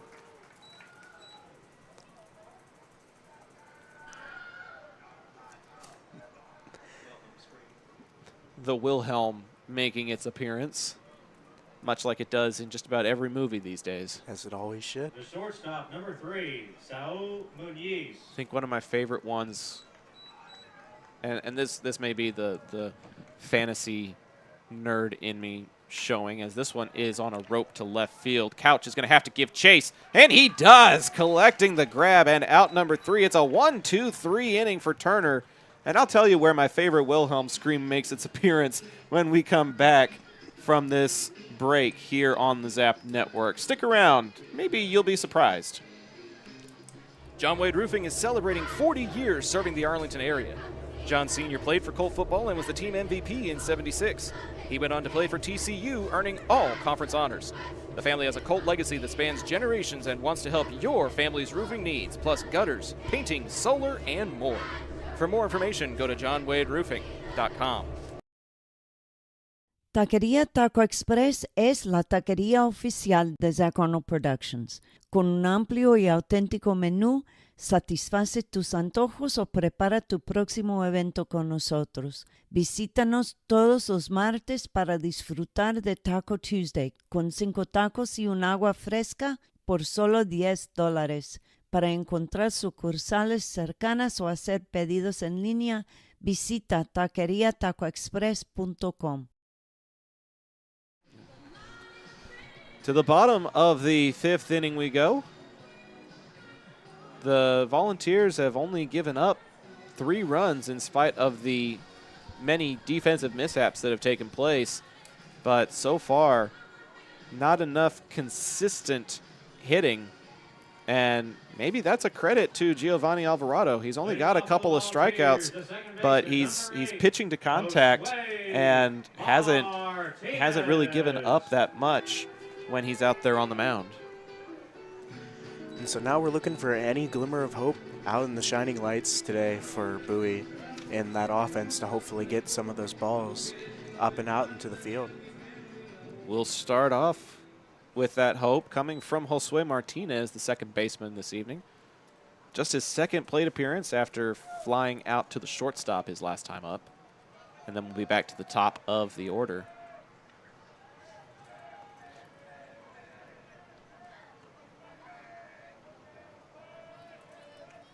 First pitch to him, it's to left field. That is a hit? No, it's an out, unfortunately. The left fielder, Dennis, with the correct placement defensively. It was solid contact by Martinez, but unfortunately it was pretty much exactly where Dennis was standing. I think he had to shift maybe 2 steps to the left in order to make the grab there. Yeah, quite unfortunate. Top of the order in Turner, he got a single to left field that went in front of Dennis his last time up, but then was very low on that. That was very low on that first pitch to him, and then Turner was caught in a rundown his last time to the plate. Made it aboard and then was retired.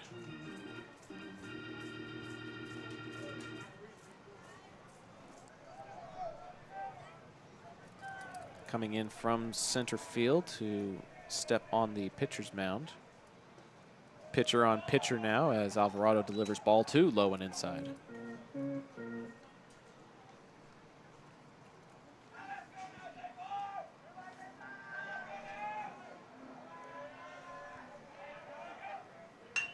Chopper off of the glove of the pitcher, and Turner's got some wheels, but he's not fast enough for the quick recovery by Alvarado. The gloves have been slippery tonight for sure. The unfortunate thing is that one didn't slip far enough away, and Alvarado was still able to collect that first out. The crowd is getting just a little bit more active as well going into these last few innings. I would say maybe a little antsy too, hoping for some productivity. According to Pops, Bowie has had 4 runners in scoring position and has not been able to bring any of them home so far tonight. Not great stats to be putting up. You know, that's the interesting thing about broadcast and journalism in particular, especially in relation to the sports world. You know, we can slant things in the direction of the team that we're covering, but the stats are the stats. Of course. The facts are the facts. And the fact is, Bowie hasn't been able to get any run production when they've got men in scoring position. You know, the plans have been there, but the execution.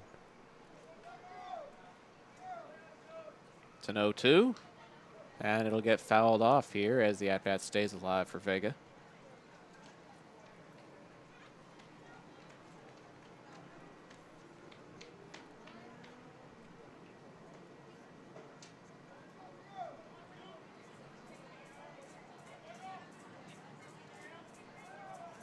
Finally gets himself set back into the batter's box. Giovanni Alvarado is ready. We're ready. And the 0-2. High and tight. Almost smacks him in the chin. You know, on those 0-2 pitches, you're trying to give them something that's probably higher in the strike zone in order to entice them. You see something big and juicy coming your way, and maybe you want to offer at it. But that one was just a bit too far inside to Vega as well. Swing and a miss. Vega has struck out for the second time tonight, and the inning is over. We're headed to the 5th inning now. No, 6th. We're headed to the 6th. Bowie's running out of innings as we go to the top of inning number 6 here on the Zap Network. We'll be back after this. Field Ops North Texas is the trusted name in athletic field marketing for schools, teams, leagues, and tournaments. They even do commercial landscaping. The better question is, what can't they do? With fast turnaround times and proven expertise, they make sure your grounds look unbeatable every time. Call 817-908-2194 to find out more.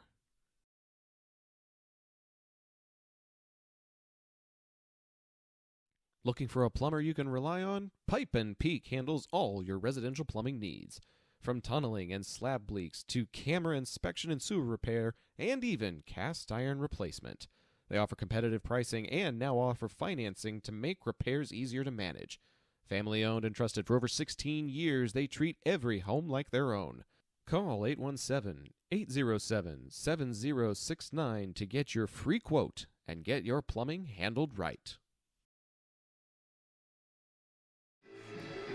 Welcome back to the ballpark at Bowie, and that half inning went so quickly that Alex reminded me during the break that I forgot to tell y'all where my favorite Wilhelm scream comes from. There's so many to choose from, but I am particularly partial to Adventures in Middle-earth, and the first Hobbit movie has a Wilhelm scream when the goblins are fighting our merry adventurers, and all of the goblins in the movie sound very, very intense and angry. And then during a fight sequence, you just have this one random high-pitched Wilhelm scream as he's careening over a ledge. And for whatever reason, that always gets me chuckling. I think it's the sporadicness of that. Very possible. Very possible. Leading things off here in the top of the 6th is the left fielder, Austin Dennis. He got a single to the infield in his last plate appearance. He's got a 1-1 count here. And Turner's going to get the call to make it 1-2. Alex, do you have a favorite Wilhelm scream? You see, it happens so often that I'll probably notice it and just not quite, clock it. Yep. I do know the one you were talking about and the Star Wars one, obviously. Yes. They happen so often. I'd say some of my more favorite ones actually come from a bridge series rather than the full movies. Oh, okay. Turner delivers ball 2, low and away. It's so funny, the industry incorporating something like that as almost like an inside joke. Like an inside joke in the industry that then the fans catch up on, as this one is caught up and into the air, headed for the foul territory, and nobody's going to be able to get it. Almost looked like he was about to jump over the fence for that ball. Sturgill has one that was over the fence earlier, and he was giving chase to that one. But unfortunately, It'll just be a harmless foul, and it'll stay 2 balls and 2 strikes to Austin Dennis. Yeah, I love industry inside jokes that then the fans are able to catch up on and enjoy just as much. Swing and a miss. Turner collects the strikeout, and Dennis is out number 1 of this 6th inning. The Undertaker. Number 11, Brandon Peoples. This will take us to Peoples, the first baseman of the evening. 0 for 2 so far with a strikeout and a flyout.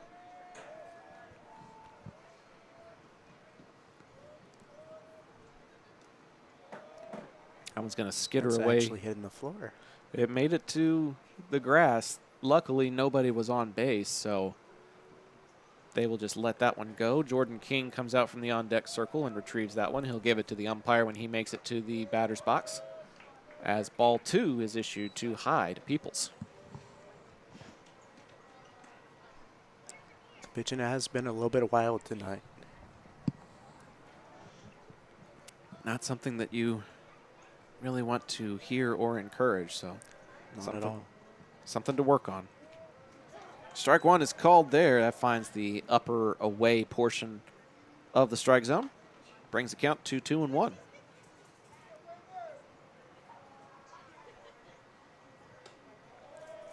That looked like a breaking ball that never broke. I think Turner was trying to get that one to loop in, and he may have released it a little bit too soon. Is my train of thought. Very likely. Yeah, it came out. Whoa, back up the middle. Vega fires to first, and he'll get out number 2. Go ahead, finish your thought. It did look like it was in that right kind of pathing, but, you know, I think you're right on just a little bit too little on the spin. So now Jaden King has reached safely twice in his 2 plate appearances. Got a single and then a walk in his most recent appearance. He'll take a look at ball 1 here as that fastball tails away. Mom, the producer in the chat, saying hi to Pops, but not saying hi to the rest of us. Thanks, Mom. As ball 2 is issued too low. Gotta love a loving wife. Looks like Pops is watching the Arlington game, so he's not even in the Bowie chat right now. He might have to switch broadcasts as this one is swung on and missed. That's the benefit of having a work phone. I can put one ball game on my work phone, and I can put the other ball game on my personal phone and just make sure that everything is running smoothly. So far, so good here on the Zap Network. The 2-1 is too high for 3-1.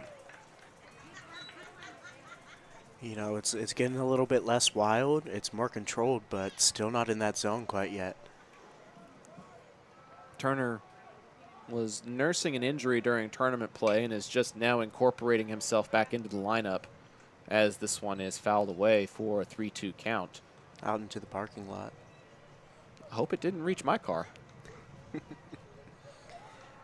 Parked mine away expressly for that purpose. Yeah, for sure. Full count here with 2 outs.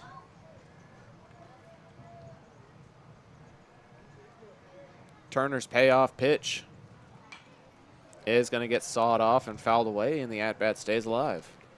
The Cars are not liking this at-bat. If you need insurance, I know who you can talk to. Chapman Cornelius can help you find any type of insurance you may need. Payoff pitch again, and it'll get fouled straight back. They are at least swinging. Where are the Bee Gees? Because this young man is staying alive. Pops like that one. Pops is waving his arms, looking at our PA announcer and our sound effects guy. And he's like, I'm looking for it. I'm looking for it. He won't need it, as that is ball 4, and Jaden King makes it 3 times that he makes it safely to first base. 2 walks in a row for the young man.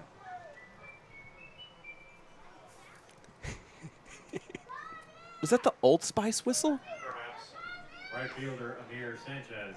It's a good smelling ball. I don't even I don't even understand what the context would be for that. Our PA has character. We'll leave it at that. Yes.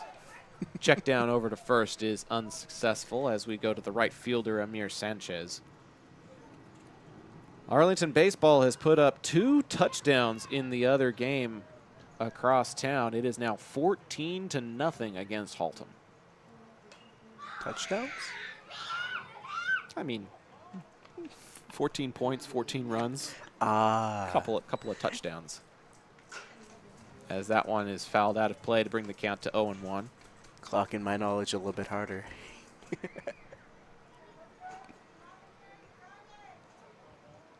But they'll head to the top of the 5th with the chance to run rule the Buffaloes unless they can score 5 runs there, which the odds do not seem very likely. Runner is going, and it's going to get away from Sturgill. Oh. They had the pickoff opportunity, and it goes all the way to the That's right a field double wall. steal coming in. And it's going to be 2 bases on the errant throw. That is going to be an E1 and the 4th error of the ball game. Never something you want to see at a home game. Mm-hmm. And it almost works like turnovers in football. You know, you've got to win the turnover battle and try to minimize your mistakes, and that is the 4th mistake by Bowie tonight. This one will get fouled off, and it goes to no balls and 2 strikes. Almost hitting someone in stands. That landed on the middle. You could hear it clanking. Thank goodness it didn't land on somebody's head because there's no helmets in the stands. Even with the helmets, the pitching that's been coming in tonight. This is true. That one's low and inside, but a good dig by Sanchez to keep it in front of him. Pass ball there would have resulted in another run. It's a ball and 2 strikes to Amir Sanchez. And it's 2-2. Again, that curveball not breaking properly. And it's 2 balls, 2 strikes, 2 outs. Family in the stands telling our batter to lock in. He does lock in with some contact to Sturgill on the first baseline. He'll take it himself and record the 3rd out. And the threat is thwarted. Giving him a "you shall not pass" out on base. Circling And back out. to Lord of the Rings. Very nicely done, sir. To the bottom of the 6th we go. We're hoping that the Vols can pass third base and make it home for their first runs of the game. They currently trail the Gophers by 3. This is high school baseball on the Zap Network presented by John Wade Roofing. We'll be right back. Las albercas en Texas necesitan servicios durante todo el año. Rummy Pools brinda servicios de calidad, incluyendo limpieza, mantenimiento y reparaciones. Llama al número 469-951-0107 para una consulta gratuita y pregunta por Roberto. Rummy Pools, haremos que te enamores de tu alberca de nuevo. John Wade Roofing has been serving the Arlington area since 1982, but the Wade legacy runs much deeper in the city of Arlington.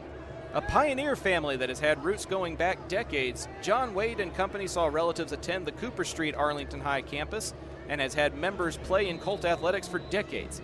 And they're looking forward to serving this community for decades to come. Find out more at johnwaderoofing.com. Bottom of the 6th getting ready to get underway here at the ballpark at Bowie. 3 consecutive scoreless innings by the Bowie defense, led by Jackson Turner out there on the mound. Kind of settled down a little bit here, but the offense needing a little bit of a spark, and they'll send the 3, 4, 5 spots in their lineup to the plate here in the bottom of the 6th. Christian Uribe, Adam Fiorentino, and Darian Brown. The 3 young men guaranteed an at-bat here in this frame. And I think with Brown getting that guaranteed at-bat, we can see a little bit more of that scrappiness that's needed to get them on base and to stop relying so heavily on sacrifice plays. This is very true.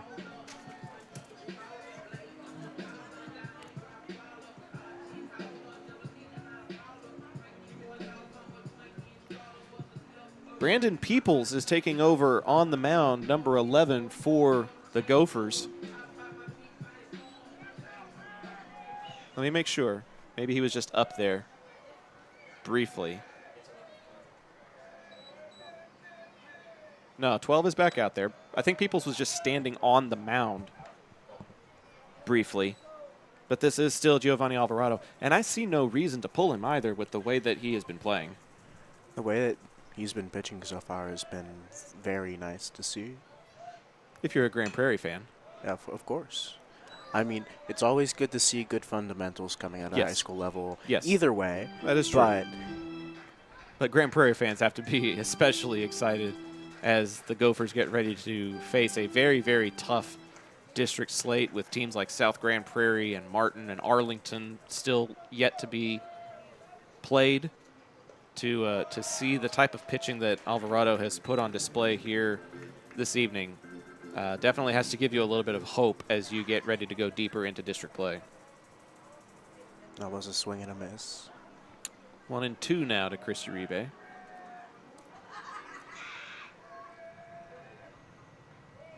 And he'll lay off of that one. Another wild ball coming out. Another one, yeah, but luckily nobody's aboard, so there's no damage done, but that is something that they'll have to work on and clean up a little bit. Abnormal KD3 cheering for the Vols in the chat. Thank you for tuning in tonight. Join the chat. Let us know where you're tuning in from, who you're cheering for. We'll give you a shout out on the broadcast as well. The 2-2.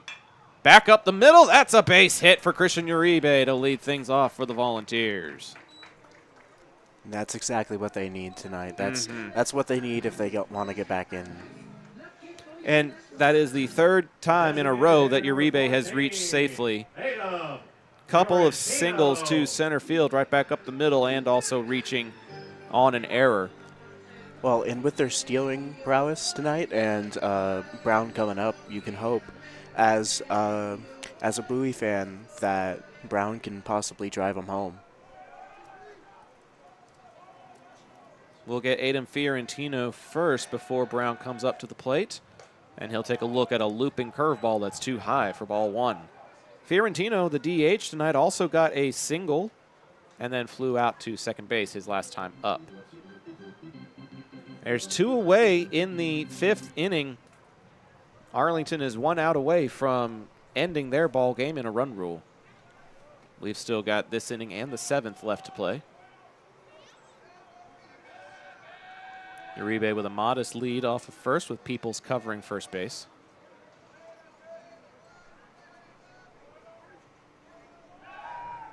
And they will check on him, and he's back in time.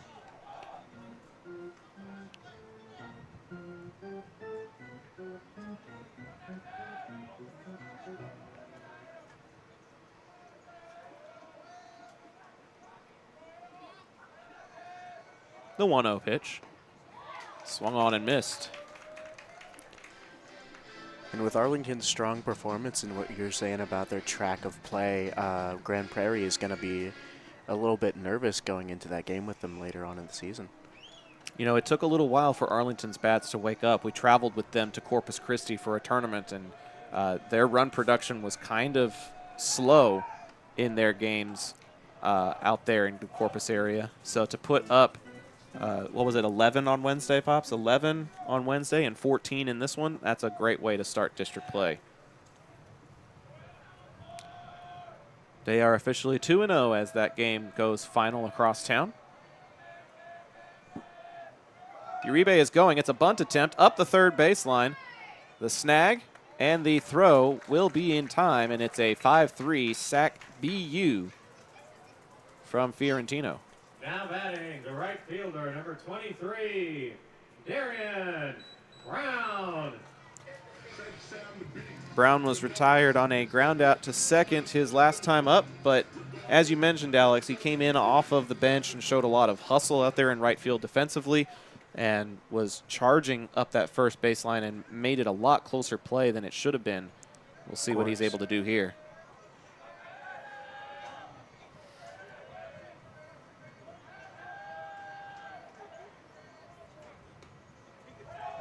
Low and inside to him here in his second appearance of the ball game. It's a 1-0 count to him.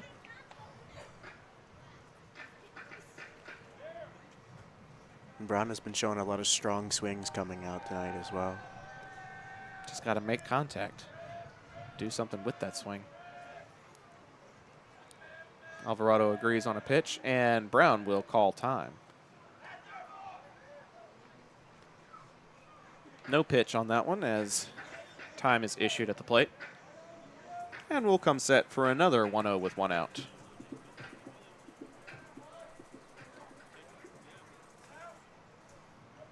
This will hinge on the legs.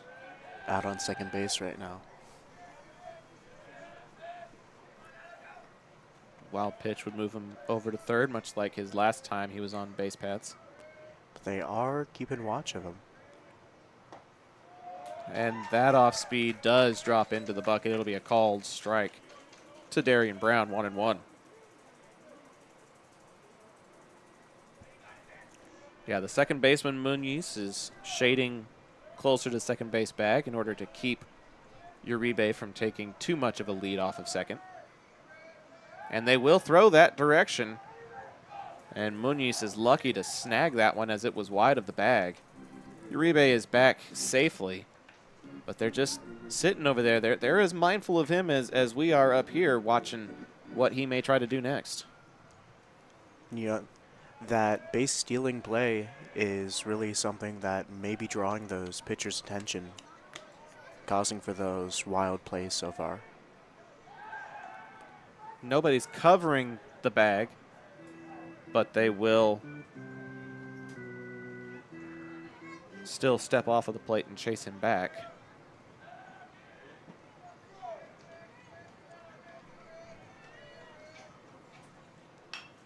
This one's in play.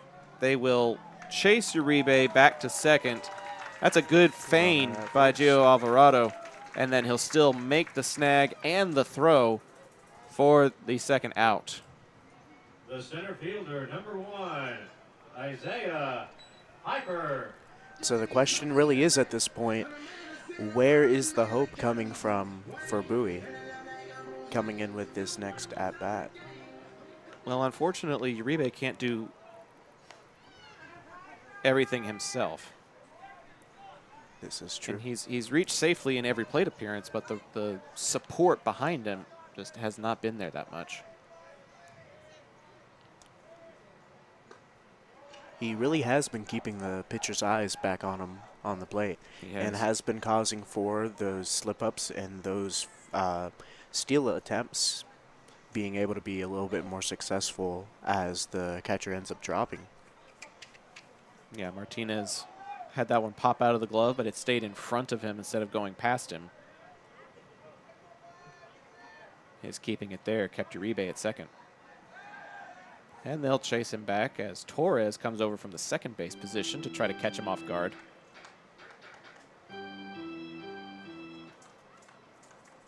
Some let's go Bowie claps trying to take place here at the ballpark.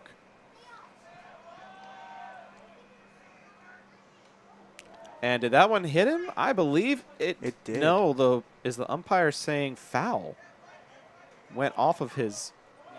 No, he's going to go to first base. That was most definitely his arm. The home plate umpire is stopping play. Seems to be confusion out on the field. And sometimes one person's perspective is a little bit different from another person's perspective. And they're going to bring him back to the plate. It did seem from up in the box to have bounced off of his arm. But it seems the umpire has a different perspective. Home plate umpire gets to make the final call in those cases because he's the one that's right there on top of it. And it'll be a ball and a strike now to Isaiah Piper. He was hit by a pitch in his last plate appearance. They've been throwing balls at him all night. And they're putting... Seems to be chaos descending out on the field. They're putting Uribe at third base on a balk, possibly? The logistics of this play have been getting out of control a little bit here. as sensual music floods the field for. Now they'll put some him reason. back. Much to the delight of the Grand Prairie faithful on the third baseline that made the trip over here. A foul ball is a dead ball, so there should not be any movement permitted, but Coach Johnson pleading his case otherwise.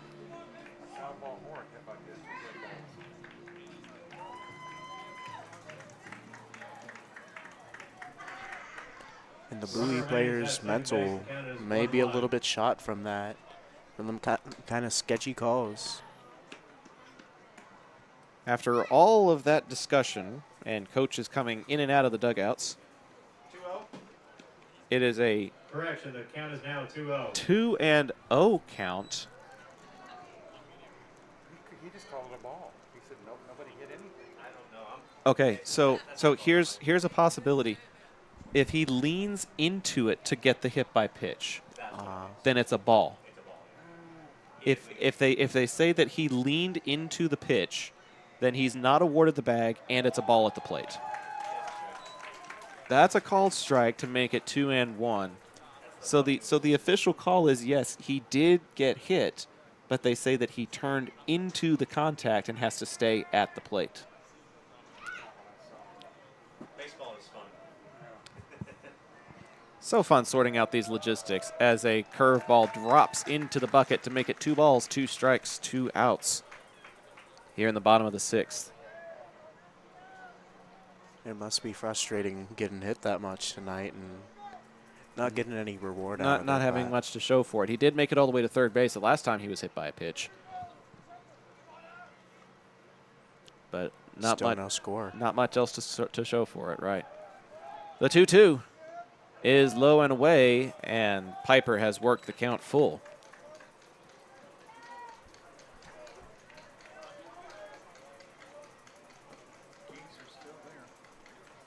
The Geese are still out in shallow right field, just past the infield dirt. They seem to be home residents at this point, Yeah, paying Pops rent and everything. Pops is saying it's the best seat in the house. I would have to agree. They're watching a heck of a game tonight, and they're doing it from the field of play. Payoff pitch, and they're going to call strike 3 on that. Piper thought that he was going to get first base, and instead he'll get sent back to the dugout. Alvarado is pitching a shutout so far as we head to the 7th inning. Bowie's running out of time. Stick around. We're headed to the 7th here on the Zap Network, presented by John Wade Roofing. John Wade Roofing has been serving the Arlington area since 1982, but the Wade legacy runs much deeper in the city of Arlington. A pioneer family that has had roots going back decades, John Wade and Company saw relatives attend the Cooper Street Arlington High campus and has had members play in Colt athletics for decades, and they're looking forward to serving this community for decades to come. Find out more at johnwaderoofing.com. Why, hello there, ladies and gentlemen. If you want to hear Zach talk about things beyond the realm of sport, catch him with me, Ben Hart, on the Intergalactic Peace Coalition podcast. For nearly a decade, we've been geeking out on IPC about our favorite nerdy things. We have a back catalog of over 350 episodes diving into sci-fi and fantasy stories like no one else. Find the Intergalactic Peace Coalition at ipcpodcast.podbean.com or download via your favorite podcast app.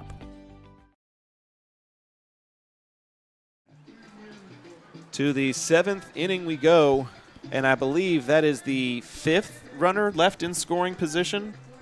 According to Pops, we had 4 coming into that, so that was another runner in scoring position. So that's 5 runners in scoring position for the Volunteers, and still no runs to show for it as we head to the final frame here in the home opener of the Volunteers. Bowie would really need a miracle here to bring it back. Hey, you know, stranger things have happened in high school baseball, but the way that things have been going, it's not looking likely. It's not looking great, but hope abounds at the high school level as strike 1 is issued here. That's Turner back out for another inning of work. He's been solid in relief of Ortega so far tonight.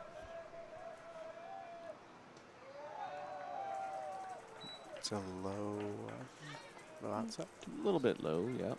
Top of the order in Rodrigo Martinez. Reached on an error his first time up and has been 0 for 2 since then.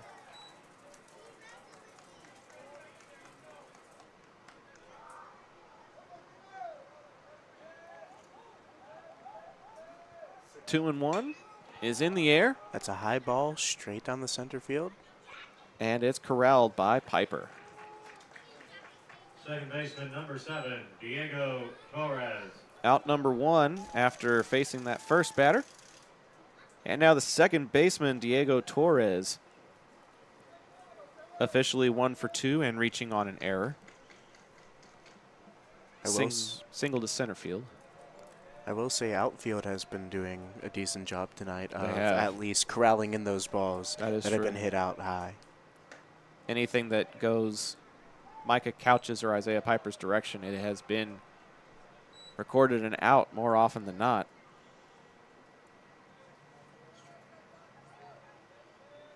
Strike 1 to Torres.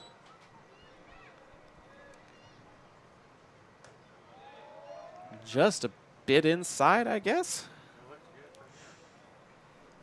Maybe a bit high, but not by much.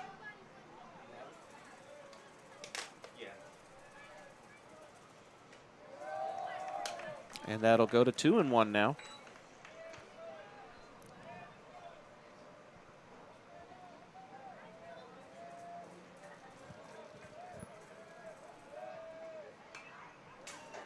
He'll foul that one straight back, and the count evens at 2 and 2.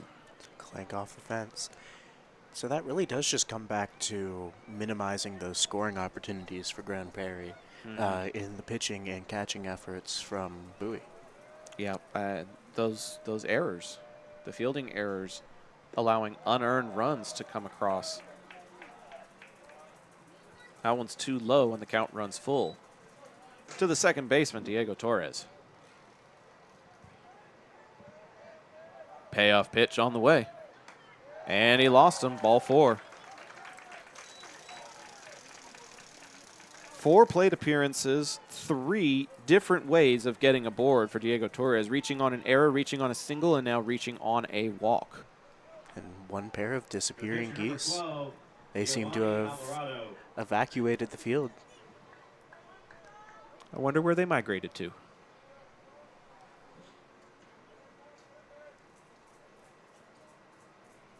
One on and one out for Giovanni Alvarado. 1 for 3 on the evening. They'll check in over at first base.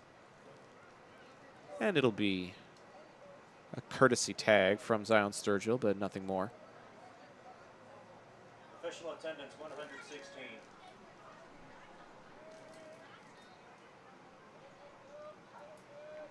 The first pitch home is a foul ball down the left field line. Solid contact by Alvarado, but just couldn't keep it in play.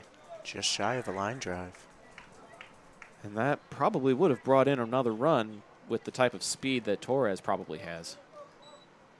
Bowie fortunate that that one went too far to the left.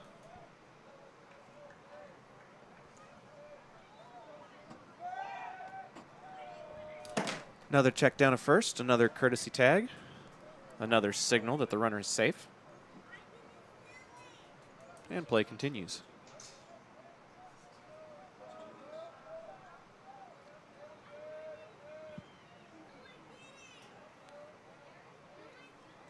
The 0-1. Bunt is squared up for, and he can't put it in the field of play. It'll go foul, and it's 0-2.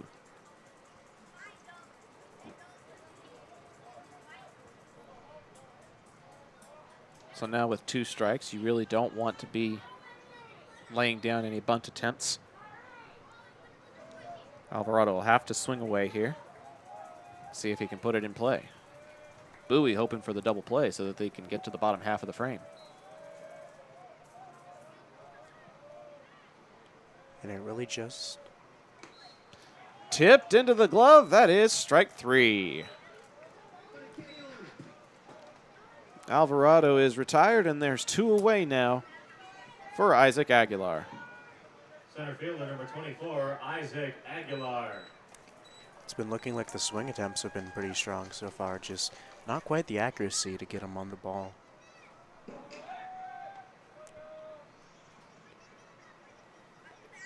Once again, another courtesy tag for our first base resident. Just letting him know that they see him. They know he's there. Another hot shot down that left field line, and again, too far foul. So again, it's about the accuracy and where you're sending the ball. Timing of the swing as well, I would think. He's putting solid contact on it, just not putting it in play. Oh, a nice looping curveball that goes just underneath the swing of Aguilar, and it's 0-2.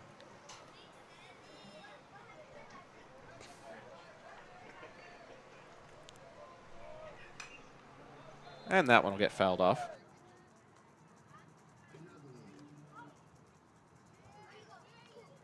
So that's sent out into the parking lot once again.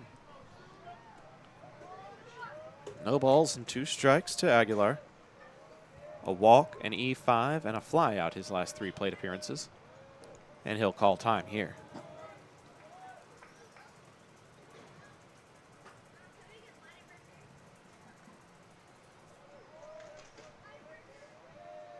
Turner sets and fires. That one's in play. Uribe across the diamond to Sturgill in time for the 5-3. That time Bowie is able to escape the runner aboard unscathed, and we're headed to the final 3 outs potentially of this ball game unless Bowie can plate 3 and force extras. But we got to get the first run first before we worry about the other 2. The bottom of the 7th at the ballpark at Bowie is next on the Zap Network.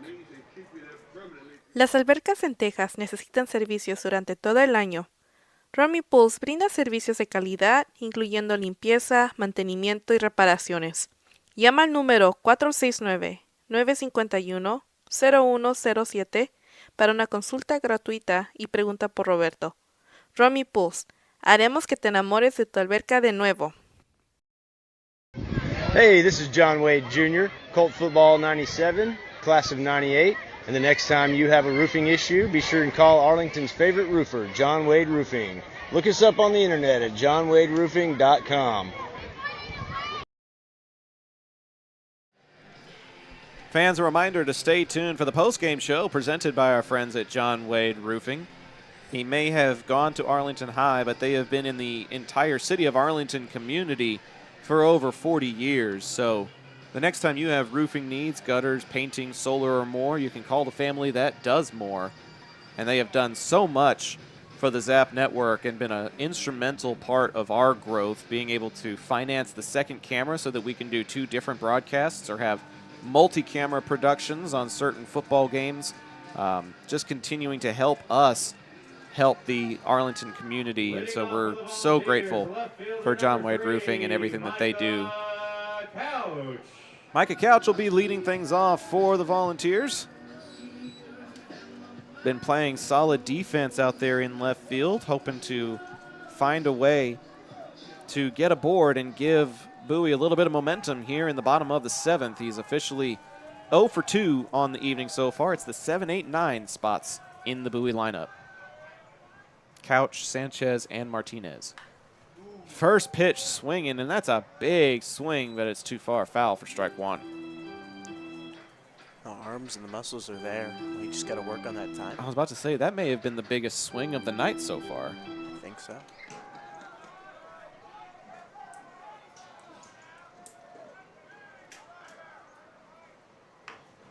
Tapper back to Alvarado. He'll make the scoop and the toss for out number 1.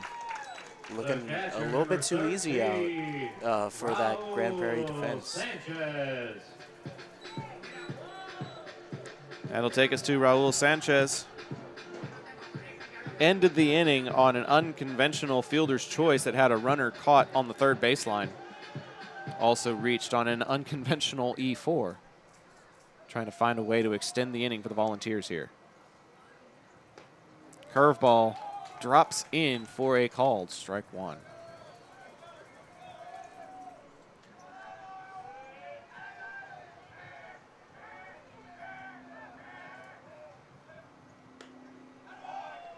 just a bit outside. It's 1-1 now. Pitches have been a little bit more on the low side when they haven't been trying to smack the hitters in the head today. That one finds its way back inside, but it cannot find its way into the strike zone. It's 2 balls and a strike now.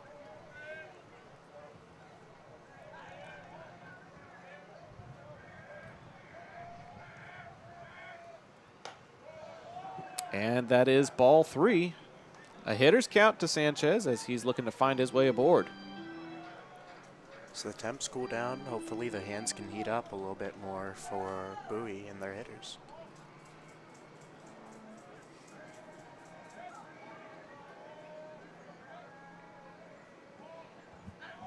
Time will get called at the plate.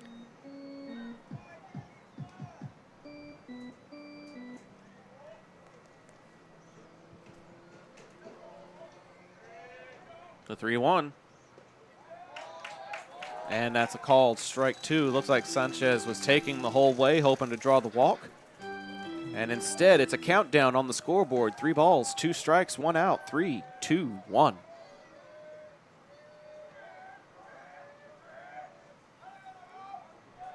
Alvarado agrees on the pitch, turns and fires the payoff. And that's back up the middle and over the head of the second baseman, Torres. And it's a base hit for Sanchez. Now batting the second baseman, number 8. And that's the timing that we need to see coming out more from Bowie if they want to have any chance at tying this game up. Courtesy runner will come in for Sanchez, put a little bit more speed on the base paths. Running at first base, number 4, Juan Mendez. That'll be Mendez, according to Yadi Pagan. I couldn't see the jersey number from where he was up here.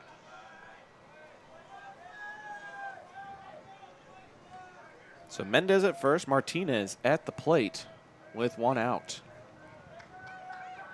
Since there's only 1 out, the sacrifice bunt is likely not an option, as he'll chop that one foul up the third baseline.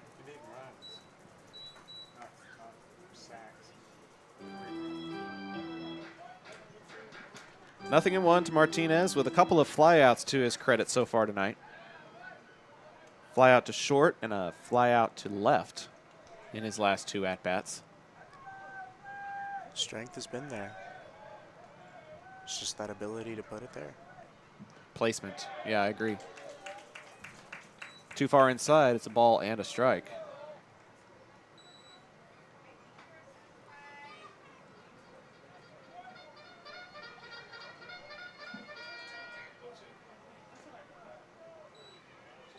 "0-2" clarifies the umpire.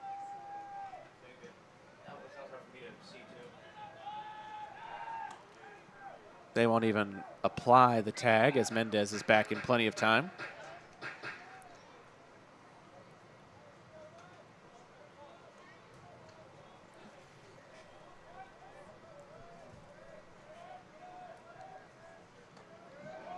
Ooh, I think everybody on the third baseline thought that was going to be strike 3. Instead, it will be a called ball 1 and bring the count to 1-2.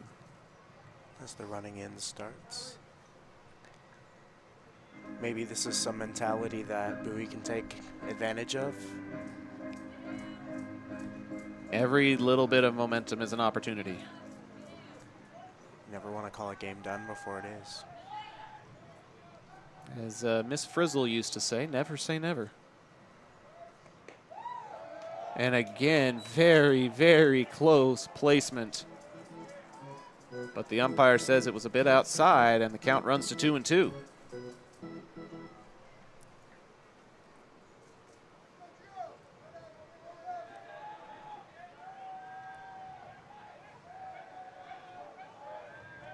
Alvarado comes set. And the 2-2 pitch is too high. And just like that, Josue Martinez has come all the way back from down 0-2 to a full count with 1 out here in the bottom of the 7th. Riding on this. They need this momentum to run any chance of running back that scoreline. Well, if you can get 2 people on and go back to the top of your lineup, that is a big opportunity. Payoff pitch is going to hit him, and that will put 2 men aboard.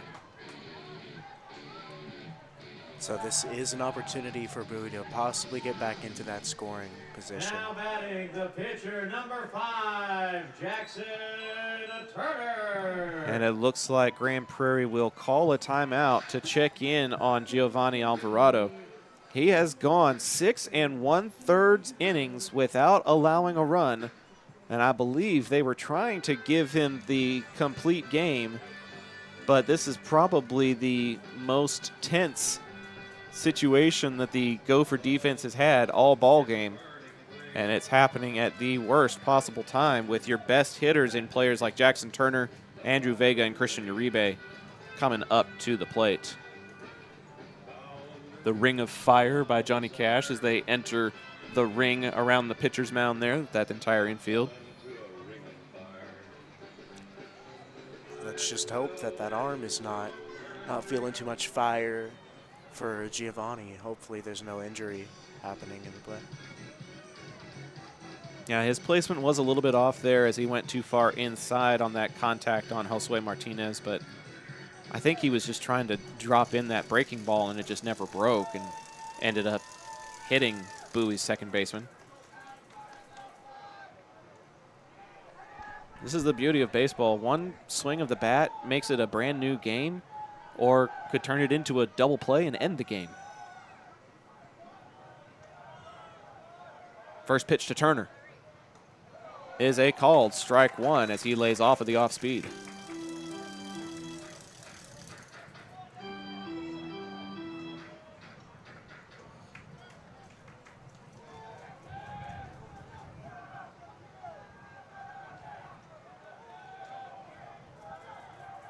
Alvarado's 0-1 is too far inside. Turner had to scoot around a little bit in the batter's box there in order to avoid another hit by pitch. And it's 1 ball, 1 strike with 1 out. It is the irony of this, the tensest situation of the game so far has been this last inning. Yeah. Turner does have a single to left field, but other than that, he's 0 for 2 on the night. And he takes a look at ball 2 here, as that one is chin high.